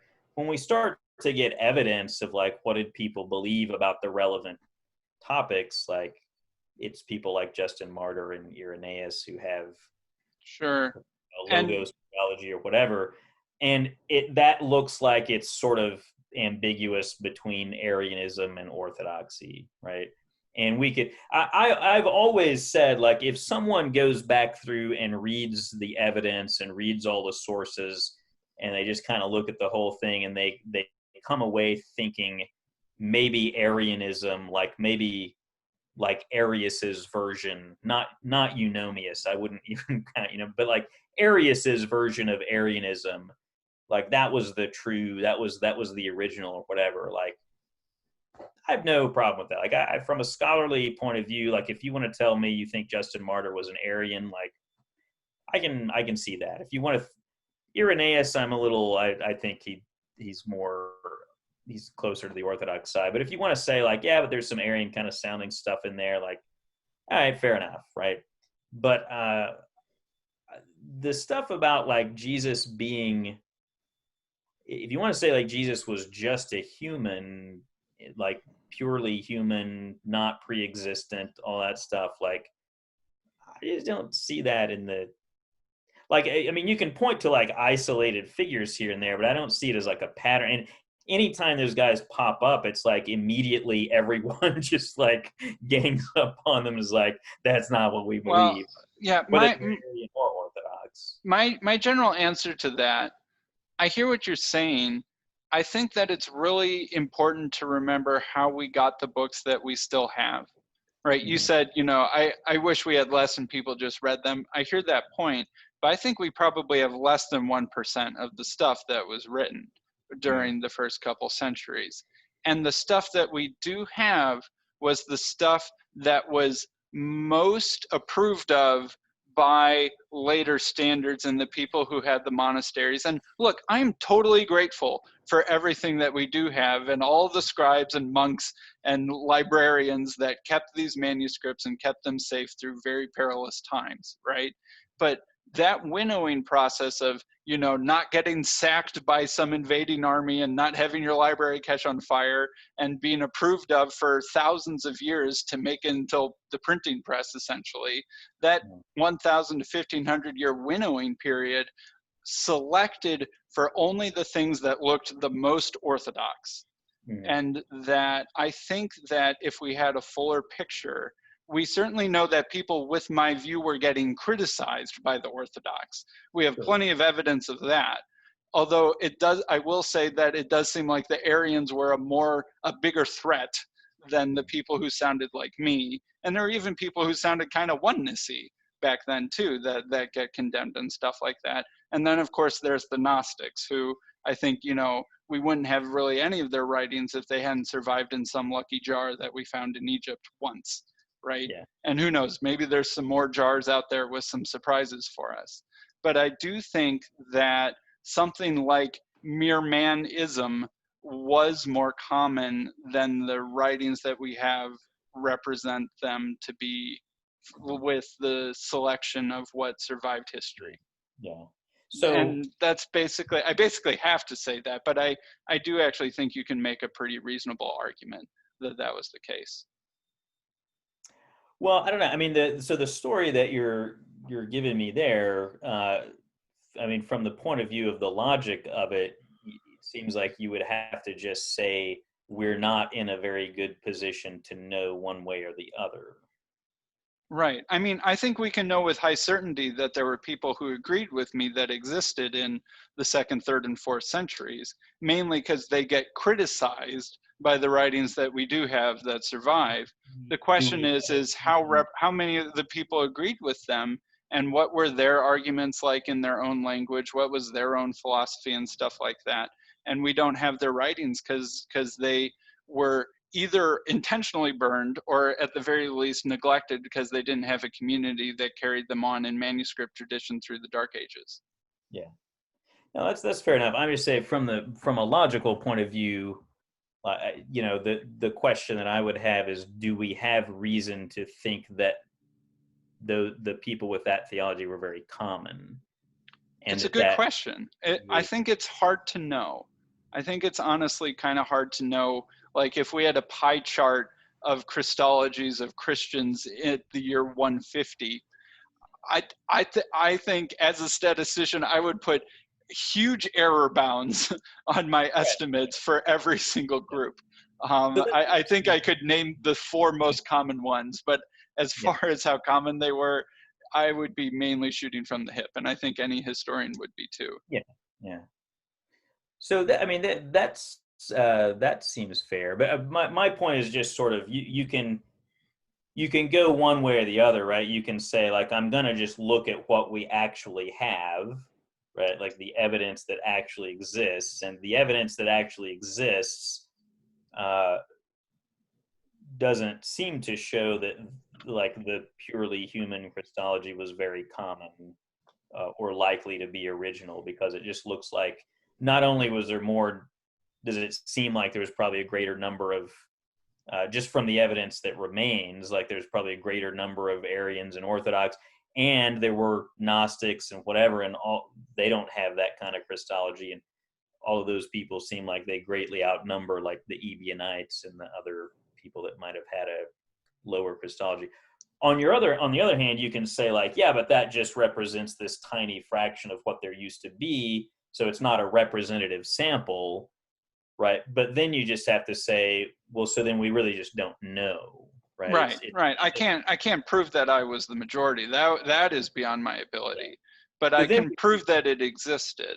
And really at the end of the day, my best evidence, and to say that I would say that actually most of the writings of the biblical Unitarians that are most important survived, and they're the New Testament, right? Sure. And that's really at the end of the day why I'm willing to go out on this limb, is because I think it's the belief that makes the best sense of the New Testament itself. Sure. I'm just thinking about whether there's sort of non-circular evidence, right, that the New Testament was written by, this group or that sort of group or whatever.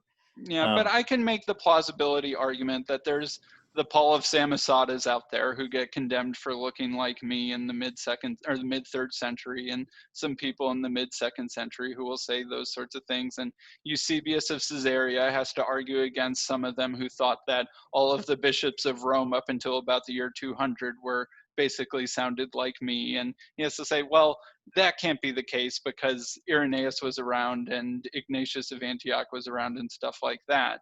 And so he outlines the family tree that is, well, it's interesting because he's a semi-Arian, but he owns the family tree that basically sounds like yours, but he's having to compete with and condemn narratives that are like, well, wait a minute, all the bishops of Rome were Unitarian, obviously, monarchian in that sense. So there were clearly groups that were saying, hey, this isn't the original thing.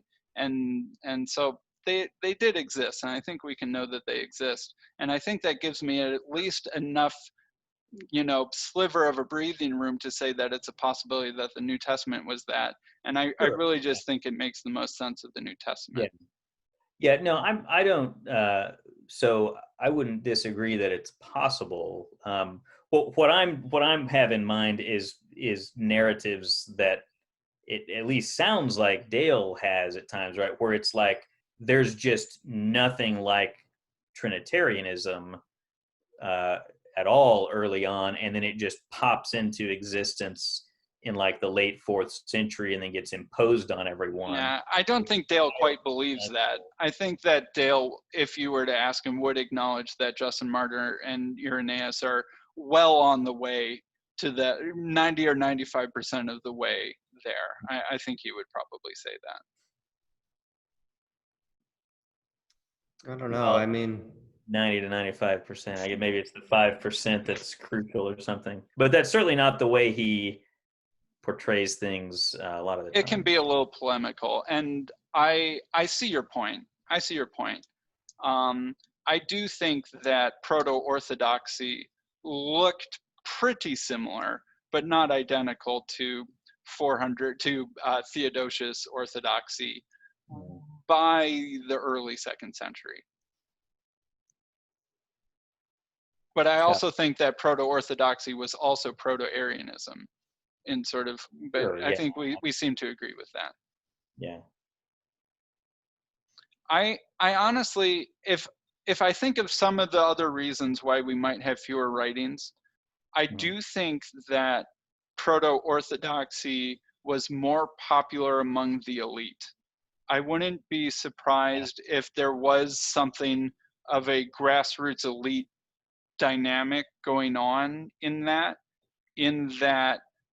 those who were literate enough to write big, long books were more likely to have been philosophically educated and found those sorts of views more appealing. I'm not going to shove too hard on that, but I do think that is part of what I think was going on. I would have thought it'd be the other way around. I would think the Arians were. Oh, well, I'm saying I'm if I lump the Arians and the Trinitarians into one bucket. Oh, sure, yeah, right. And then Monarchians in a completely different bucket other than that, and Gnostics in their own bucket, and we'll call those the 3 main early groups. I do think that the Logos theory stuff was more influential in the learning centers like Alexandria and Antioch, and was probably more common among the people who could read and write and make books. And that might also be part of the reason why the written evidence is skewed in that direction. Right. And that's also part of the reason why weird groups in Arabia that we barely know anything about until suddenly the Muslims show up were Unitarian-ish. Sort of that kind of grassrootsy, less literate, less philosophically sophisticated, kind of out there in the hinterlands. Right. Fair enough. But again, I'm drawing a story without a ton of evidence, and I admit that. Well, that's my big thing is just we either, I guess from my perspective, it's like either I'm just going to look at the evidence and then go with whatever the actual evidence points me to, if I think it's reliable enough or whatever. Or if I think, okay, well, we just don't have enough evidence, then I'm just going to be agnostic about that early history. Mm-hmm. But in neither case do I get a result where it's just like there's no way that there was Trinitarianism, early on, and it just kind of pops up in the 4th century. I'm not saying that's what you believe. I'm saying that's what it, and maybe that's not what Dale believes, but he sure makes it sound like that's what he believes when he writes about it. Go ahead, Skylar. We've been crowding you out for a little bit. I was just going to say, in that sort of regard, if you ended up remaining more agnostic, then if that seems like a better way to go, then what you would probably want to do is just stick to making claims about the New Testament. Yeah. And then one thing that worries me about that, and I don't have super worked out ideas here, but it does seem to me that when we look at the way that the Bible has been interpreted through history, and this kind of goes to that canon issue that got brought up too. I thought that probably one of the better ways to sort of solve that issue was the Reformed way of saying that these documents are self-authenticating, that if we're filled with the Holy Spirit and the Holy Spirit can testify to us that these works are inspired by God. But the one thing that's worried me about that sort of thing and can count towards a view of how do we have uniformity of certain kinds of interpretation through history is it seems to me that in order to have certain kinds of experiences, because that's sort of what that view is getting at, like you have this experience that this work is inspired by God and it authenticates itself to you by means of the Holy Spirit. It seems like there's plenty of cases where the situation that you're in has to do with the sort of experience that you have. And so I guess my worry there is that it still seems to come back to you need to be a part of the right community in order to have that sort of experience of the text to be inspired or not. So just looking at the text themselves, even in that regard, and even with this theology of the Holy Spirit there, doesn't seem to get you quite far enough. You still have to know which group is in continuity with the apostles and interpreting it like they were. Anyway, that's one thing that comes to mind in some of those things that you guys were discussing. But anyway. Yeah, I do generally agree with that I think that the Bible alone dropped onto an island couldn't have the effect that many Protestants imagine that it would. I do think that you need something like a continuity of identity going back for all of the non-verbal or non-written aspects of what it means to be Christians.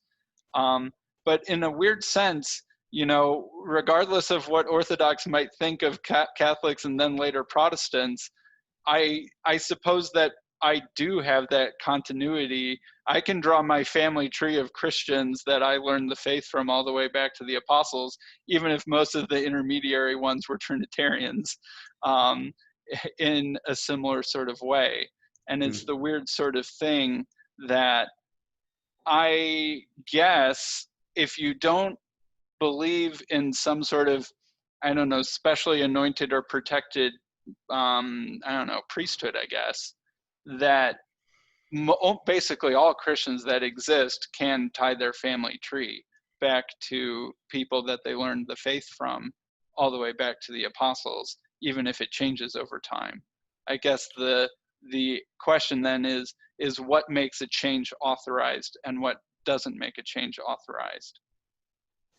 Well, one one reason that I stopped being a Protestant was when I realized, like, yeah, but I have to trace my like Christian family tree back through a group of people that I myself like am saying was wrong. Yeah.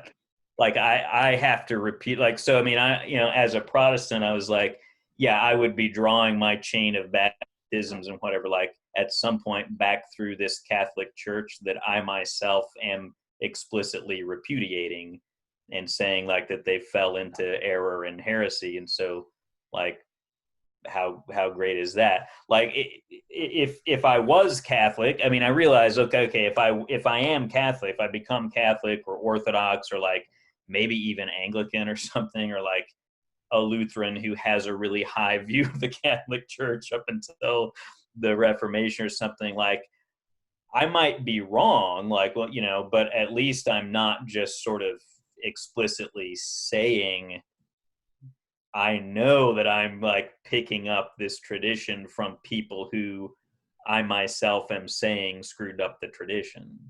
Right. I mean, there's something about that that's a little bit like, if not self-refuting, it's just like, how great is this?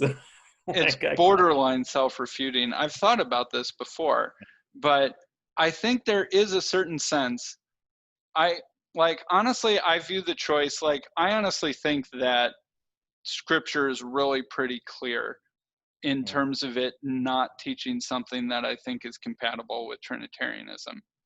Only the Gospel of John gets me a little bit, but as long as I can interpret the Gospel of John in light of the other books, I think I'm fine. And that I think that the weird situation, honestly, that I view to be the case is like, you either have to pick a tradition that disagrees with its source, or you have to pick the source and disagree with the tradition. And that it seems to me that I would rather do the latter. And that I'm sure there are many things that got, what? In what sense is the Bible the source? In the sense that it is divinely inspired, I guess, and also rooted and connected to the worldview of the apostles and Jesus. Is the canon divinely inspired?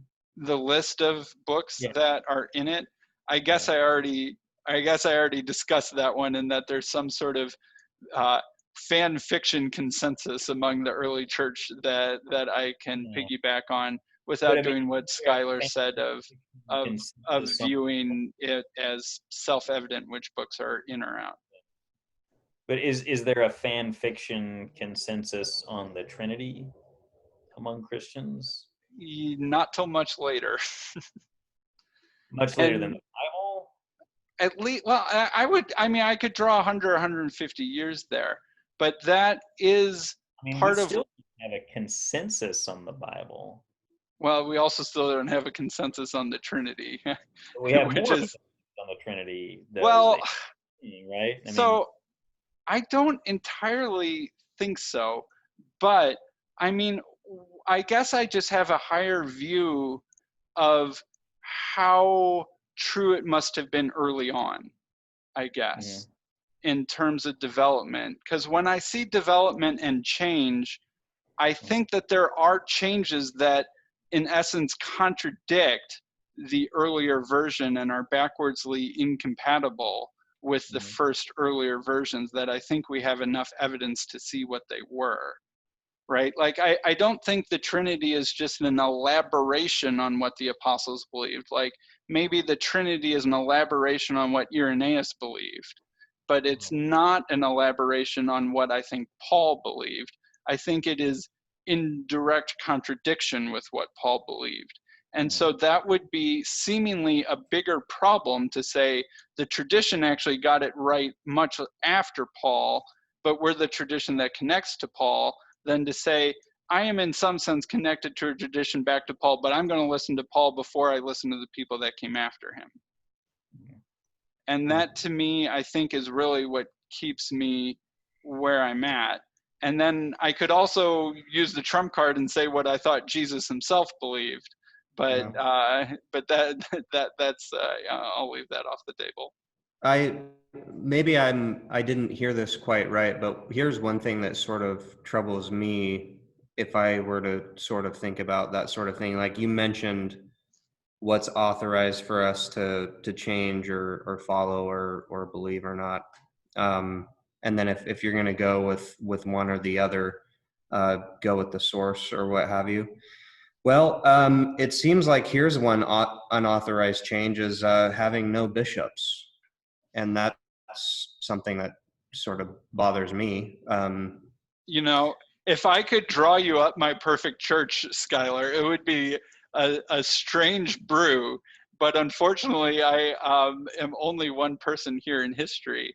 There are Yeah, plenty of things that I disagree about with my current church, but yet imperfect in the ways that I think that it is. It's still what I think is best for me to choose. yeah.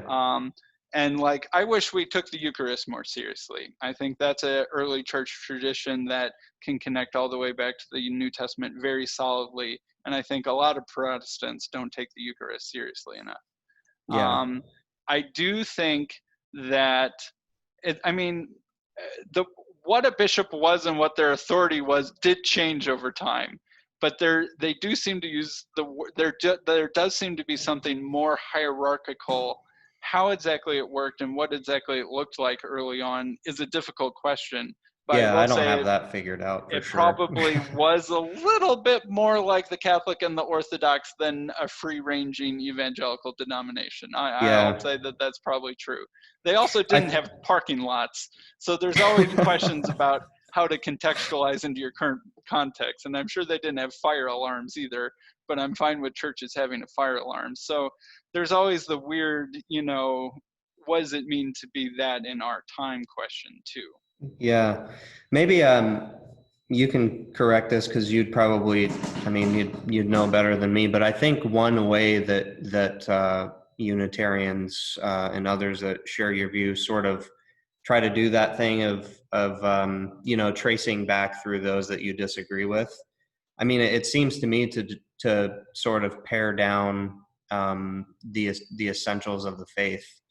So this is sort of a trend that I've noticed even in all the discussions that I've had with, a lot of the same people that we know and discuss this with. Even with Dr. Tuggy is that, I mean, if you believe that Christ is the Father's Messiah, then that's sort of the core. So I can see how that sort of is consistent with trying to like trace back and that sort of thing and not trying to be dogmatic about like who's saved or not. But I guess there's definitely worries with doing that. Then I sort of worry with my own background and my own sort of experience of being like in a group that was non-Trinitarian, and being non-Trinitarian was a really big deal. Then that sort of move makes a lot of this look more academic and abstract than I thought it was supposed to be. So that's one worry that I have with just sort of like, I'm not sure if I followed what you're saying. So what you were saying, and like you want to, one way that you might be able to trace yourself back is even through those that you disagree with, because they're Trinitarians or what have you. I'm saying one way you can do that is you just pare down what's essential, the Father and his human Messiah.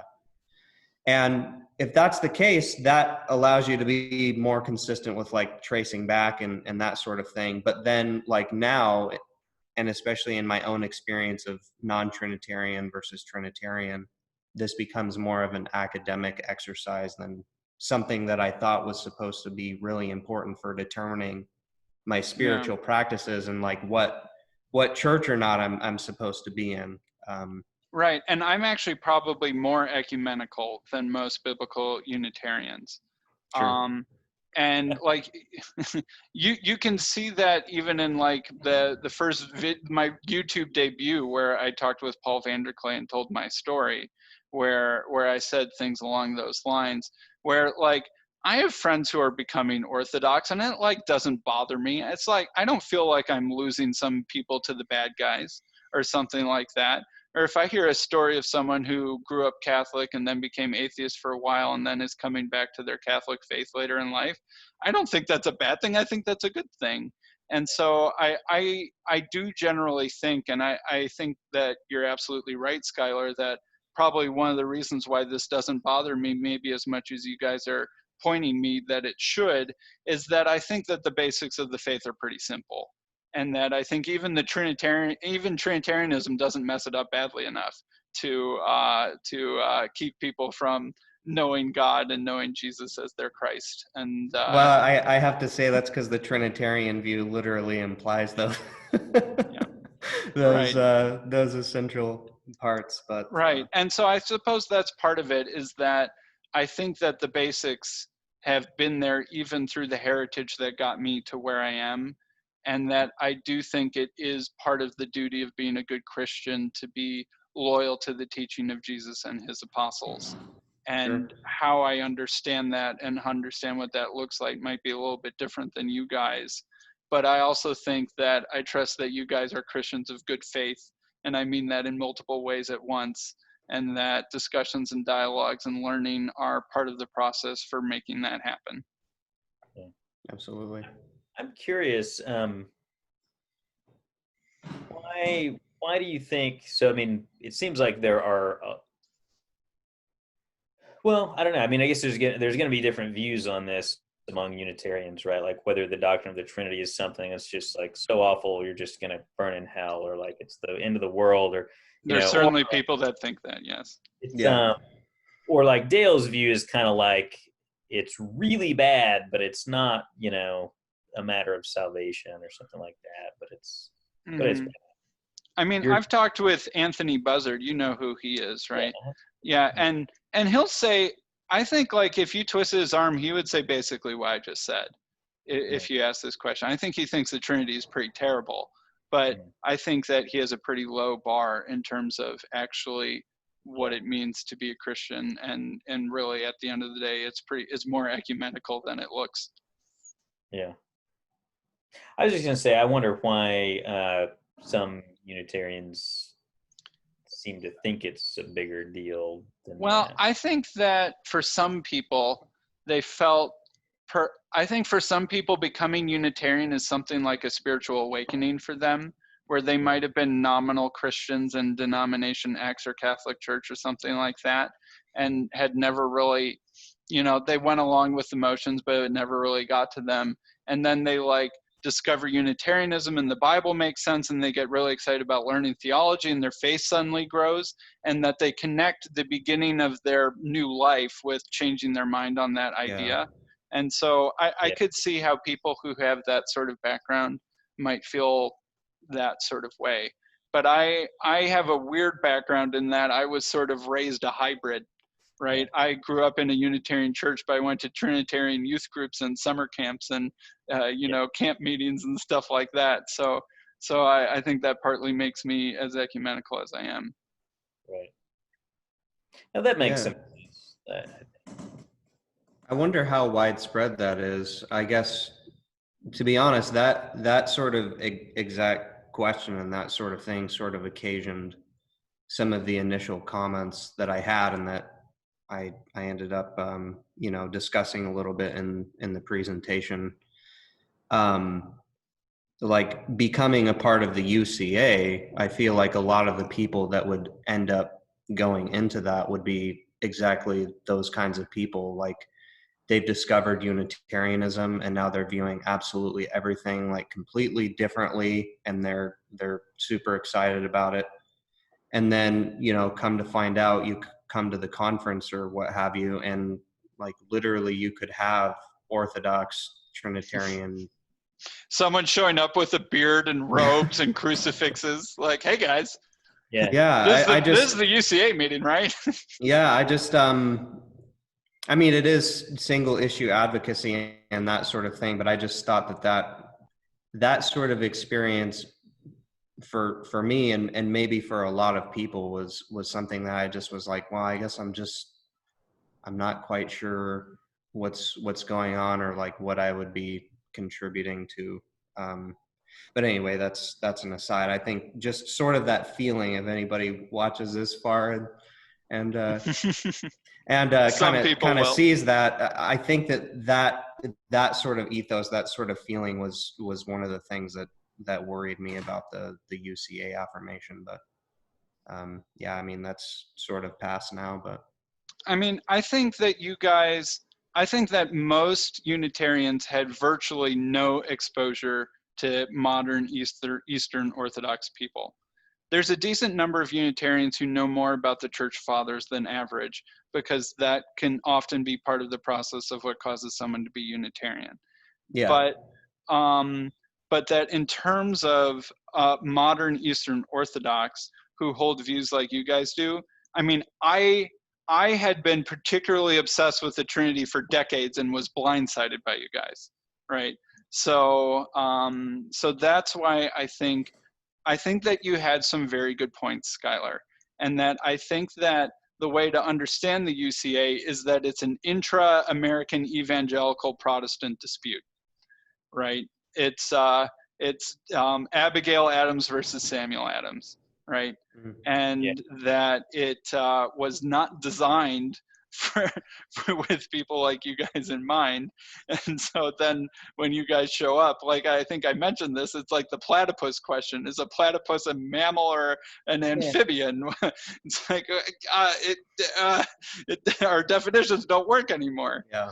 Part of what our presentation, our recent one, was about is that kind of issue. So the thing is that Dale has wanted to sort of say, yeah, this is this like crazy, extreme, like weird fringe view or something, but the reasoning that he employs behind all that actually gets you the result that like everyone has this view. Like everyone up until Calvin had, like if we're defining God the way he defines God, then everyone's a monarchical Trinitarian. They just don't use that language. Because they don't use the word God just kind of in exactly the way that he does. But so that's one thing that I would point out. So it's just, you take a view of the Trinity that was standard for any Trinitarian, up until the Reformation, and then you just apply Dale's own definition of the word God to it, and that yields monarchical Trinitarianism. So if it's a weird fringe view, or it's like this hybrid thing, I don't understand it, then either the doctrine of the Trinity that everybody believed up until the Reformation is a weird view that doesn't make, it's half and half or whatever, or it's Dale's definitions that. Well, let me ask you this, Beau, because I think you know what I'm talking about.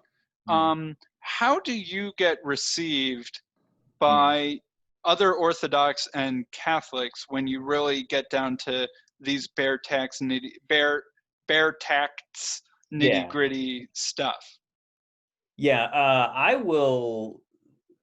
I mean, I've tried like at presentations and conferences and things, like I have tried actively to elicit from someone like a statement that's not orthodox, and I can't get them to do it.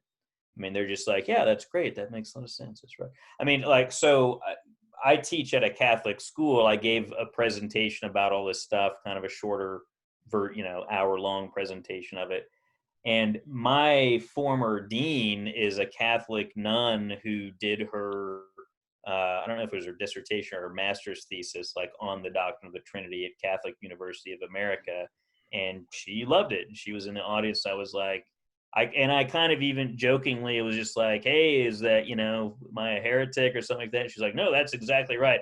Monarchy of the Father, blah, blah, blah. That's great. That's a good job. So, I mean, and also, I mean, I hear about people like, oh, I talked to so-and-so about this and they didn't think that was right or whatever. But I've never encountered someone where I can sit down and explain to them what I mean, and they come away saying it's crazy or heretical or whatever, or not orthodox or something like that. And what I think people don't realize is just that, a lot of it, a lot of the difference is like a verbal, terminological sort of difference. And so if you just kind of explain, like, here's what I mean, here's what I'm saying, then any opposition to it kind of disappears once you just explain it. I actually emailed Kallistos Ware about this whole thing because, the stuff that Dale brings up, like quotes from him where he says the one God is the Trinity and this and that. And like he emailed me back, and at first he was just kind of like, yeah, I don't know, the stuff that John Bear says. He was like, yeah, I mean, we kind of disagree about this thing or whatever. But I sent him a follow-up and just kind of like defined some terms and whatever. And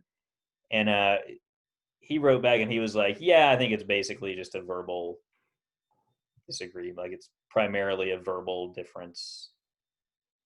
And so that's funny to me, because like, I really have to say, when I first heard you, you sounded way different, right? But maybe my background made me especially cued into these things. But when I heard you, you sounded night and day different than any explanation of the Trinity, Catholic, Protestant, otherwise, that I'd ever heard. Yeah, people don't speak that way in the West typically, anymore, anyway. But one thing that, like Micah is big on this. Some people had pointed, like some people had responded to this, like, oh, here's these Eastern fathers who say that the one God is the Trinity, or things that kind of seem like they imply it. But the funny thing is, if you actually look at the way that people talk, even after that language starts developing in the East, like the same guy will at certain points put it one way and at certain points put it a different way. And Dale's response to that is to say, well, it's just traditional language and they don't really mean it. The problem is, I get that point. I can agree with that a lot of the time. There's a problem with that view, though. So there's two different ways you might mean that. On the one hand, you might mean something like, no matter how hard somebody like yells and bangs their fist, like, no, I think the one God is the Father, that's like, they don't mean it. Like, no matter what they say, they don't mean it, right? Well, then that's just an unfalsifiable hypothesis, right? Like no matter what the evidence is, because I mean, what other evidence can we get, is except that they say, yeah, the one God is the Father. So I might mean, like, I'll just always throw the evidence out and just always say that they don't mean it, but then it's just unfalsifiable. On the other hand, what you might mean is something like, if it's literally verbal formulae that are actually can be shown to be traditional, then okay, we can discount that because they might not have really meant it. Like William Lane Craig reciting the Nicene Creed. Yeah, exactly. Like, so it's a verbal formula we can identify and say, yeah, that is a traditional formula. He's just saying it and not thinking about it or something.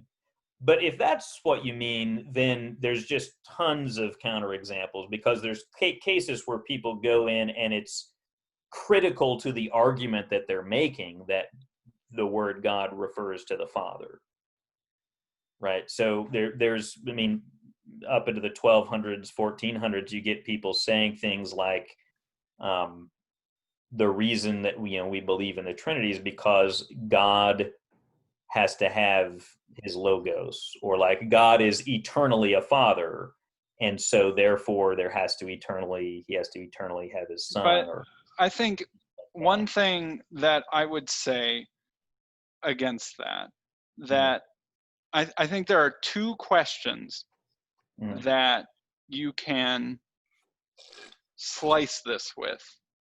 I think one is when you ask the question to most Trinitarians, in what sense are you a monotheist? That I think that would be something of a razor divide between people similar to you and people like most Trinitarians that I've encountered, that will answer in some vague way that the three of them are one God together. And that there's a vague way in which I would say the three of them are one God together. And so this is why so the second question is, is Jesus God in some way that the Father isn't? Or is Jesus not God in some way that the Father is? Right? And most people are like, no, heresy, right? And you seem to be willing to go into more detail on that than almost anyone I've ever heard. Yeah, but again, like if that's the question, then it's not me or like a handful of Orthodox guys, right? It's everyone prior to the Protestant Reformation.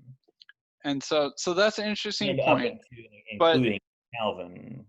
I mean, I really do think that there are two things that don't quite mix together that are weird traveling partners.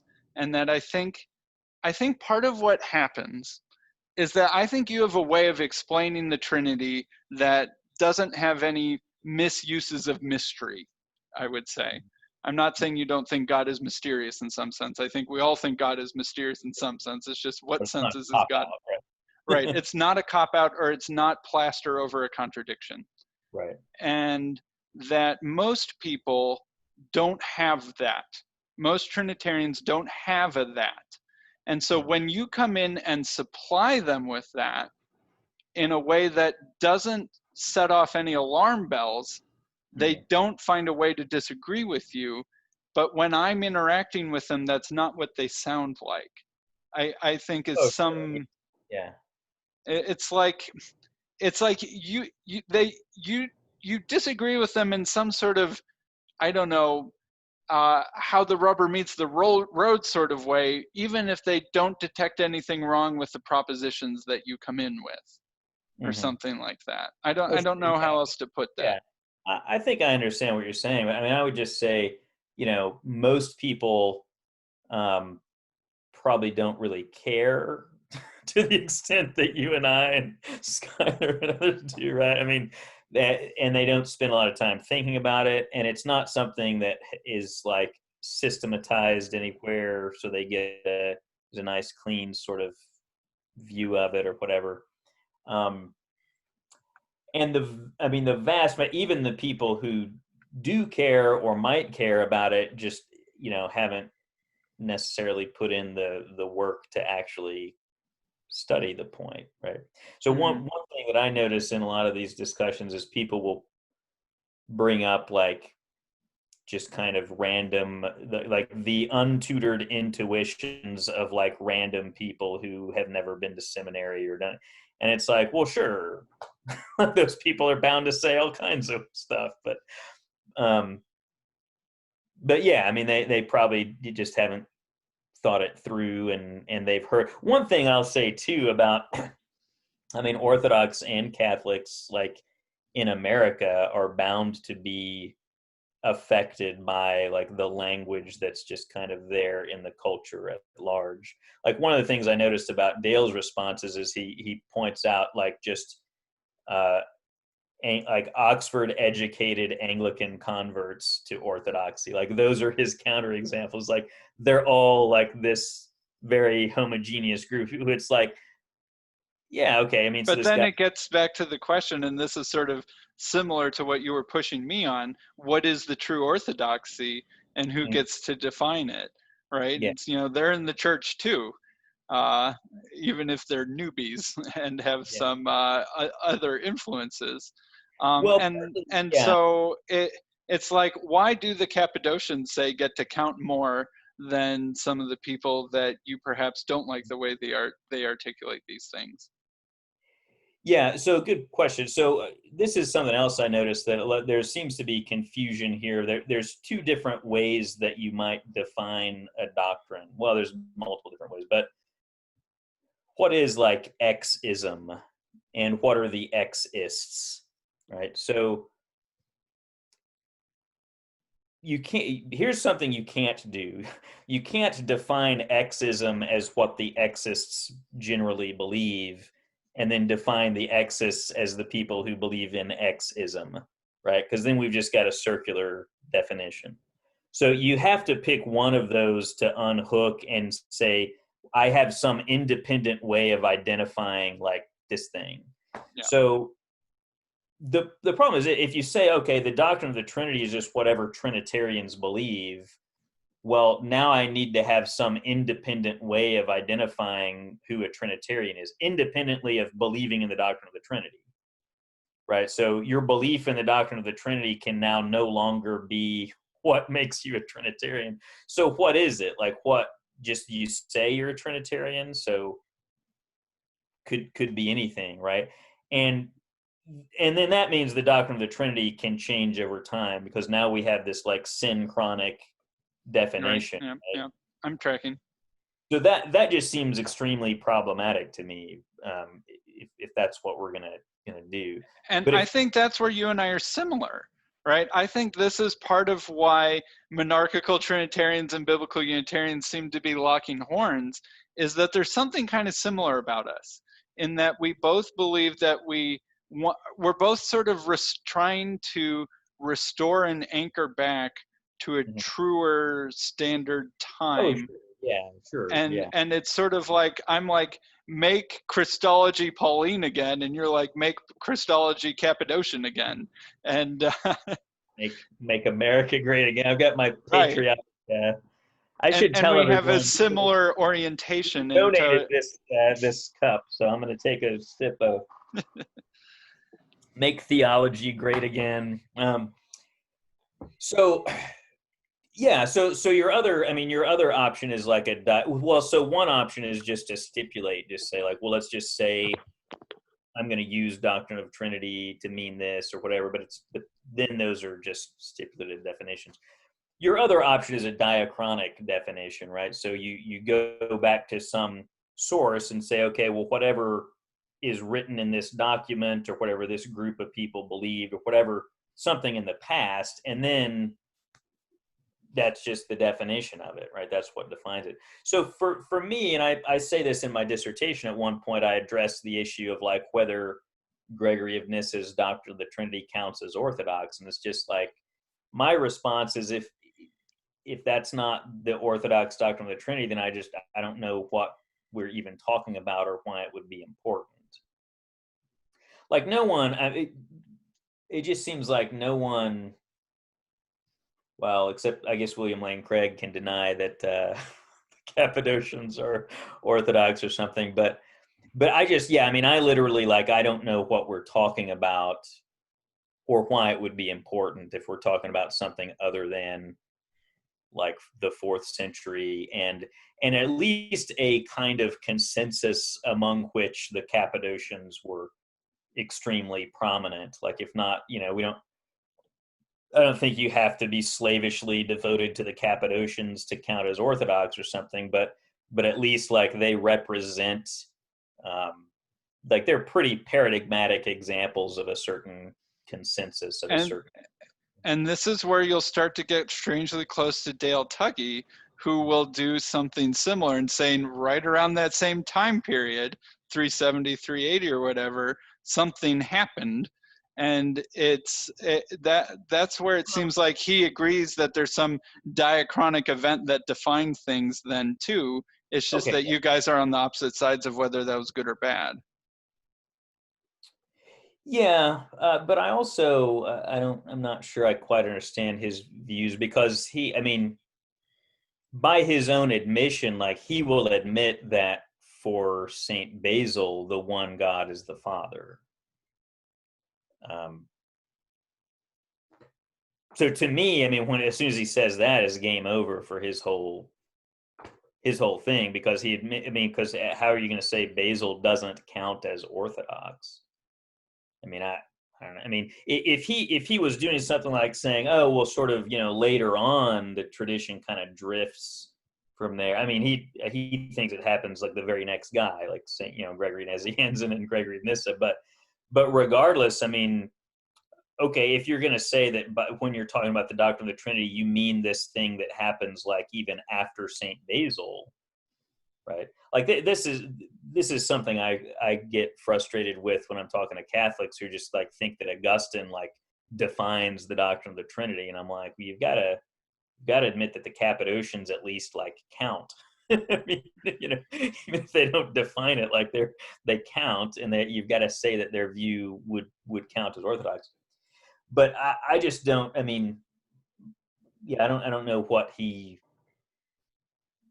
thinks about Basil's status there, because as soon as you admit that Basil's view would count as orthodox, then you admit that monarchical Trinitarianism counts as orthodox, because Basil's not even using language differently, right? I mean, he's just saying that the one God is the Father.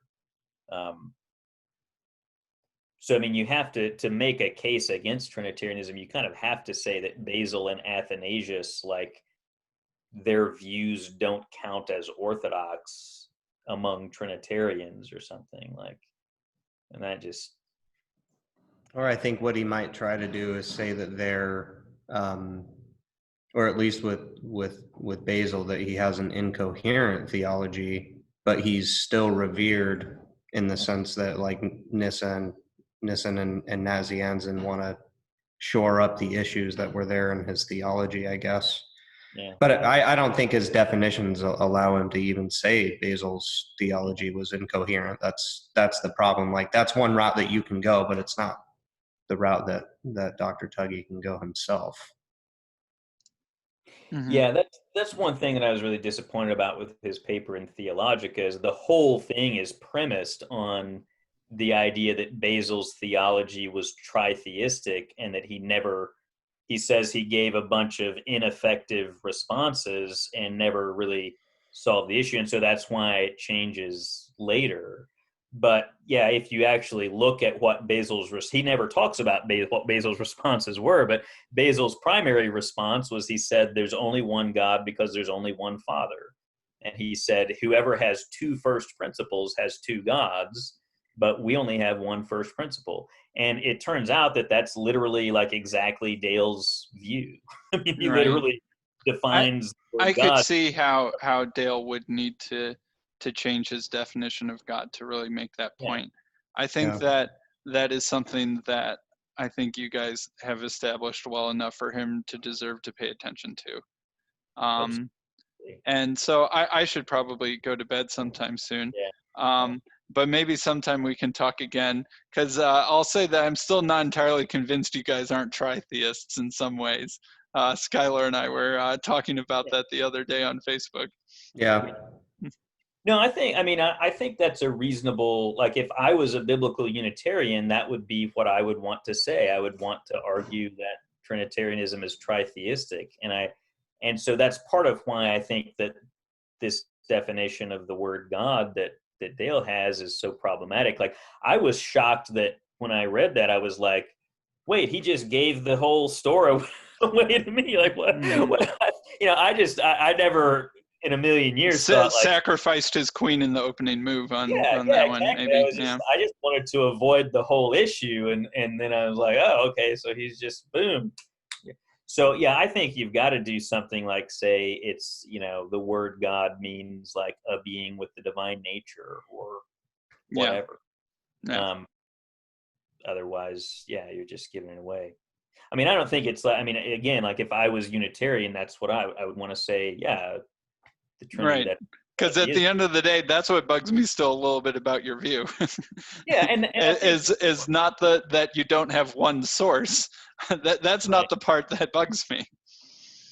I think that's another thing too. Yeah, I think most biblical Unitarians that I've talked to want to say that the Father is like incomparably unique, and so the Son and the Spirit just couldn't even get close. Like, there's just no way to even get in the same ballpark. Whereas we'll often wrap the Spirit in God, I guess, too. Or right. But but at least the Father and the Son, right? It's just the Father is going to be in a completely different league from anything else, and that's what really motivates them. So, but with Dale's definitions, it's like I can get the Son and the Spirit to be like literally exact duplicates of the Father, just that they're duplicates. They're not the original. Like that, and I'm golden. Like, there you go. I'm done, because that makes me Unitarian, and so I'm a monotheist, and everything's fine. And that was a very clear way of putting it. I think that summarized your point very, very well. That if you that the thing that Dale Tuggy's definitions are open to misclassification just on the sole imaginary theology, where you have one God who duplicates himself 2 times. Well, which is more or less what the traditional doctrine of the Trinity is, right? Is that he? Well, there's relations, and that makes them unique from Well, each that other. it's And eternal, but I mean that's the view. Is that this? I mean that's Basil's view explicitly, that whatever you say about the Father is true of the Son, and vice versa. Just accept that the Father is the prototype and the Son is the image. mm-hmm. Well, and he also says, like, you know, this isn't really the case, but if the Father's nature was to be light, like the Son would be light, or if the Father's nature was to be fire, the Son would be fire. So like it's a duplicate element, right? The problem will then be is how are the Son and the Holy Spirit so different, right? Why does one of them become incarnate but not the other one? Why do they seem to have different roles? If they're just 2 copies of the same thing, they would seemingly need to be much more identical than they are. Something like that. I mean, traditionally, the answer is that the Son's hypostatic property, what makes him the unique individually, is begetting, right? And that's proper to his hypostasis, right? So only he has a hypostasis that could have a human nature, because the human nature is going to have to be begotten. Right, but then that seems to suggest that the copying process that made the Son and the copying process that made the Spirit were slightly different processes, right? Yeah, no, they are. That's explicitly like Gregory Nazianzus' view. Begetting and proceeding are different relations. Right. That's a whole other. Yeah. Whole other thing. But point being, I think you're right. Like if you're a Unitarian, I think you want to push the tritheism objection. Right. And our other big objection is just that your Jesus just doesn't seem quite human enough. That's really kind of, I think, another very core concern. A very emotional theological concern for a lot of biblical Unitarians. Yeah, and I mean, I could have a docetic Jesus and be Unitarian on Dale's definition. Right. It's just an explicitly non-human Jesus. Yeah. As long as he's caused to exist. Right. Yeah.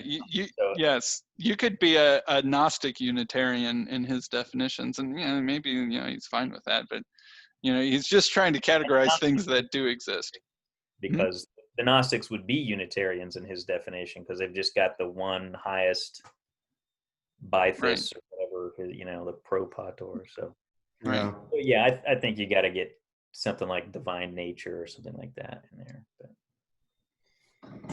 Yeah, maybe it's appropriate to close with mystery, but I mean, sort of on the divine processions and how the Son and Spirit are distinguished. One thing that Nathan Jacobs says that sort of impressed him looking at, he was like a nun, N-O-N-E-S, or N-O-N-E, and he converted to Eastern Orthodoxy. And one of the things he said that impressed him was that when it comes time for these theologians to discuss mystery or to say that something's a mystery, why they're saying it's a mystery.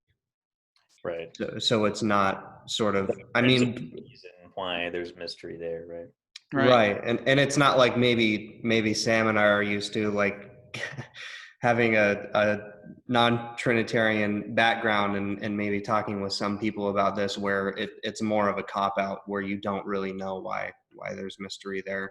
Mm-hmm. And I think that sort of appeal to mystery is healthy and is good. I mean, especially in like going forward as we continue to discuss with Sam and with others, that those sorts of appeals, when they have that principled reason, or you see why you need to say that, I think is a good thing to have in theology, and not necessarily a detrimental thing. Right. I mean, I think God's mysterious. I don't think we can fully understand him. So, but I just sometimes get beat over the brow with mystery in a way that isn't very satisfying. Sure. But yeah, I thought this was a good conclusion. We went for, I don't know, something close to 3 hours, but I think that's something like our average now. So I hopefully think that there was a lot of good things in here, and I hope that some people listen to this. Yeah. All right, I'll stop the recording.